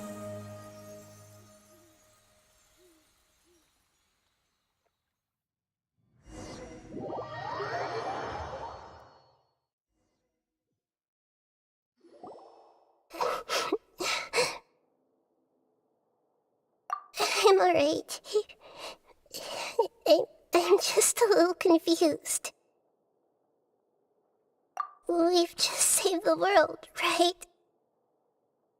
So why am I crying?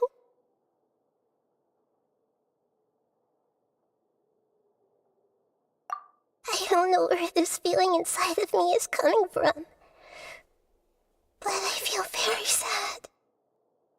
Just now, we used the power of two gnosis to successfully connect with the Irminsul consciousness from 500 years ago. Then, we removed the remaining pollution from Irminsul. Yeah, what's wrong? Weren't you there just now?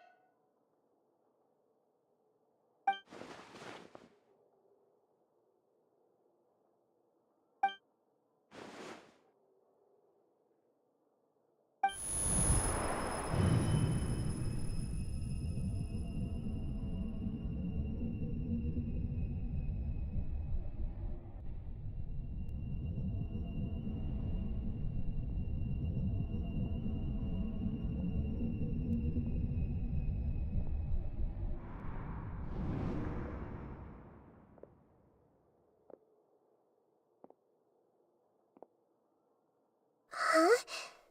That sound. Traveler! Paimon! I've been waiting here far too long. But finally I have the chance to be alone with you. All the precious time I wasted has finally paid off. The doctor! What have you done? Just a type of sound wave that can quickly put defenseless people into a dream. As I expected, it doesn't have any effect on gods. This is the only thing of interest I found among the sage's research. I thought I'd take it for a little spin. Don't worry. I know you would never forgive me if I actually killed them. I'm here to negotiate with you. Naturally, I won't do anything dangerous that could potentially damage our relationship. Negotiate with me? I heard you had already left Sumeru. Why are you here again now? I left Sumeru, but I also stayed in Sumeru. Even the God of Wisdom is restricted by the habits of cognition. How disappointing. You mean there are many different versions of you in this world? An astute guess. Even the same individual will have different cognitions at different ages. A long time ago, I made a major decision in hopes of preserving all my perspectives of how I observe the world. Observation is the first step of any experiment, but observing the current world doesn't satisfy me. It lacks an important dimension, that of time. So I saved segments of all my ages and made them into independent individuals. That's all there is to it. Indulge me. How does the God of Wisdom find my method of seeking knowledge? It's an insult to the very concept of life. Life inherently has many rules and restrictions, each with its own significance and reason to exist.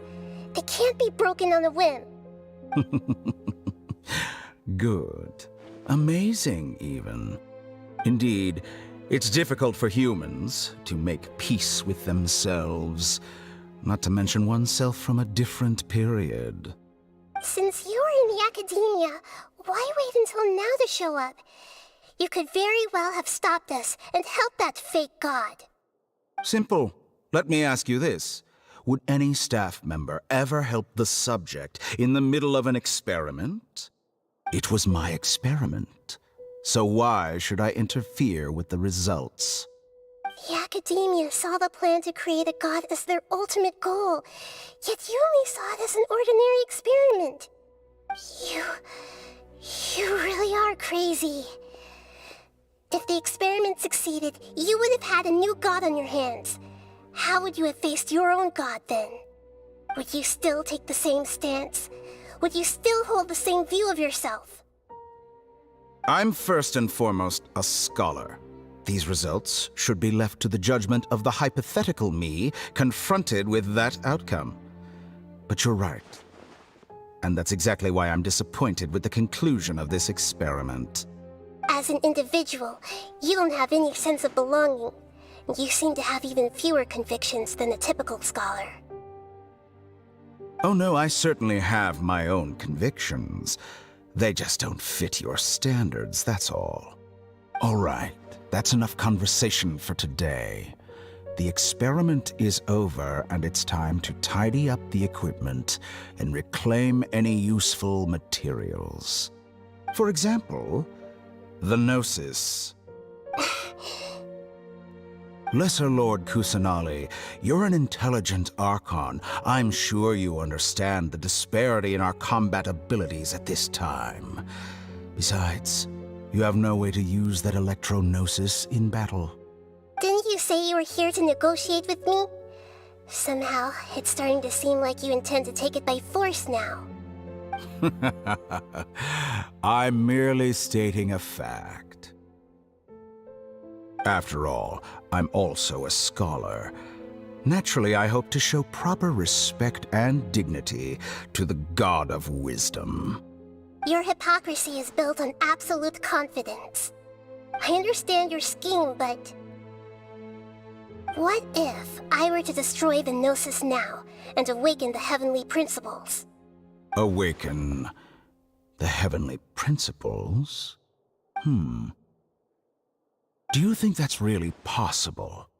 The heavenly principles have been silent for many years, but the Gnosis are symbols of their control over Tevat and all the laws.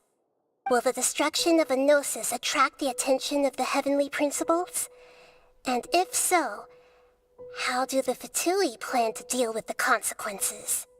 Do you dare to gamble such a possibility with me? Gamble? How surprising. I thought you would show evidence or use rigorous reasoning to prove your point. The word gamble is the last thing I expected to hear from the God of Wisdom. But this is a clever move. You must have seen through me when I first captured your consciousness. As a scholar, I respect all possibilities. This has always been my principle and is an essential trait as an experimenter. Indeed, I can't ignore this possibility. So tell me then, what are your conditions?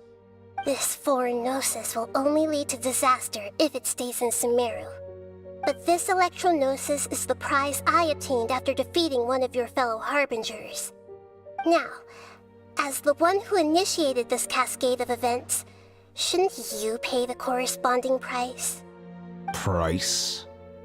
Interesting. What price would you have me pay? How about erasing all your other segments? So this is how you wish to restrict me, the most threatening opponent of the Nation of Wisdom. What you request of me is like plucking out the eyes I have placed in the dimension of time. Segments are extraordinarily difficult to make. They require extremely rare resources and enormous amounts of time and effort, requiring me to destroy them all here and now. Bravo. A suitably wise decision on your part. Yes, how very interesting. Can I assume that you have long been wary of me? Among all the versions of me, this segment you see now is the most selfish.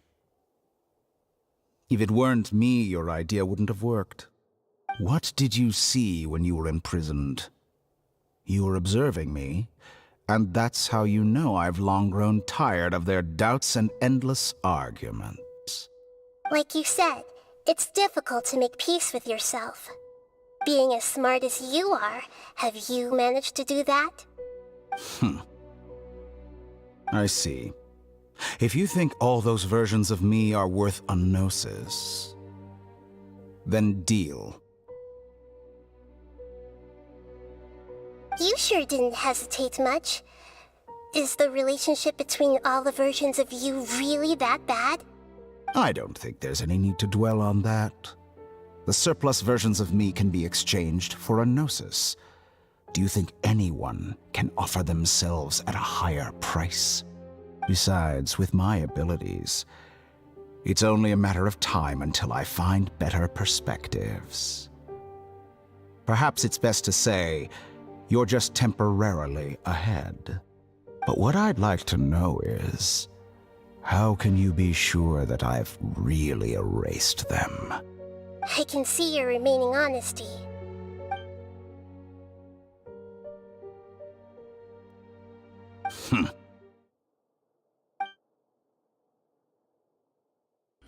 What a ridiculous decision! You can't be serious! How could I have been so short-sighted? You think this is the end? Wait, I'll have You'll make Good this riddance. moment count. You will regret this! Well, have you confirmed that it's complete? Here, take it. The future of Sumeru City will be in my hands alone. I will shut down the Akasha and let curiosity and the thirst for knowledge drive the realm of academics once again. There won't be any further gaps for you to exploit. It truly pains me that my academic achievements have never been appreciated in my homeland. Of course, I have no interest in being rejected by this city for a third time. Another chess piece. And where is your dendronosis? Don't be greedy, Harbinger of Snezhnaya. No, this is a different transaction. If you intend to turn off the Akasha anyway, then there's no further use for the Gnosis of Sumeru, is there? Besides, isn't it the Archon's duty to deliver what's desired of the Seeker? Oh, judging from your expression, you don't seem to find the idea very agreeable. Then let's think of it this way. Since you're the God of Wisdom, how about I exchange some knowledge with you? People exchanging knowledge with the God of Wisdom is the stuff of legends. Yet here you wish to exchange knowledge for the God of Wisdom's property. Arrogant as that is, it has piqued my interest. Let me ask you, have you in all your mighty knowledge ever heard the rumor that the skies of Tevat are fake? Huh? That's the secret hidden by Irminsul concerning the truth of this world.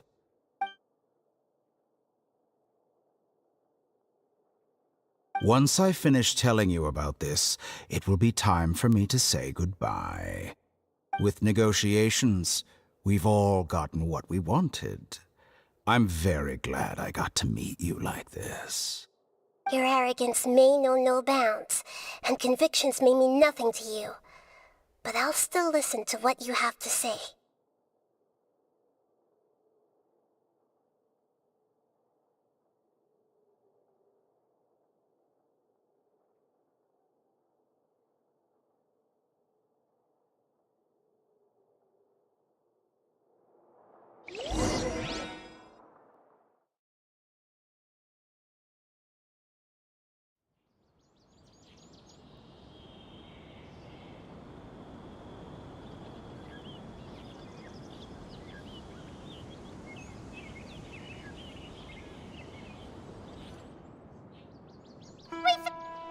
Together! Okay. Wake him up.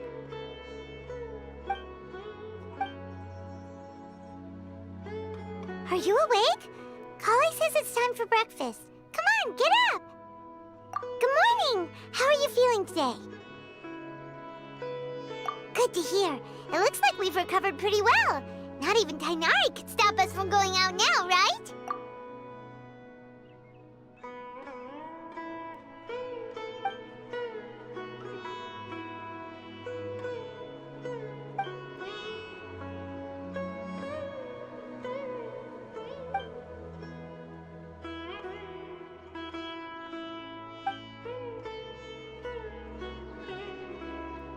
Come on, Traveler, let's go!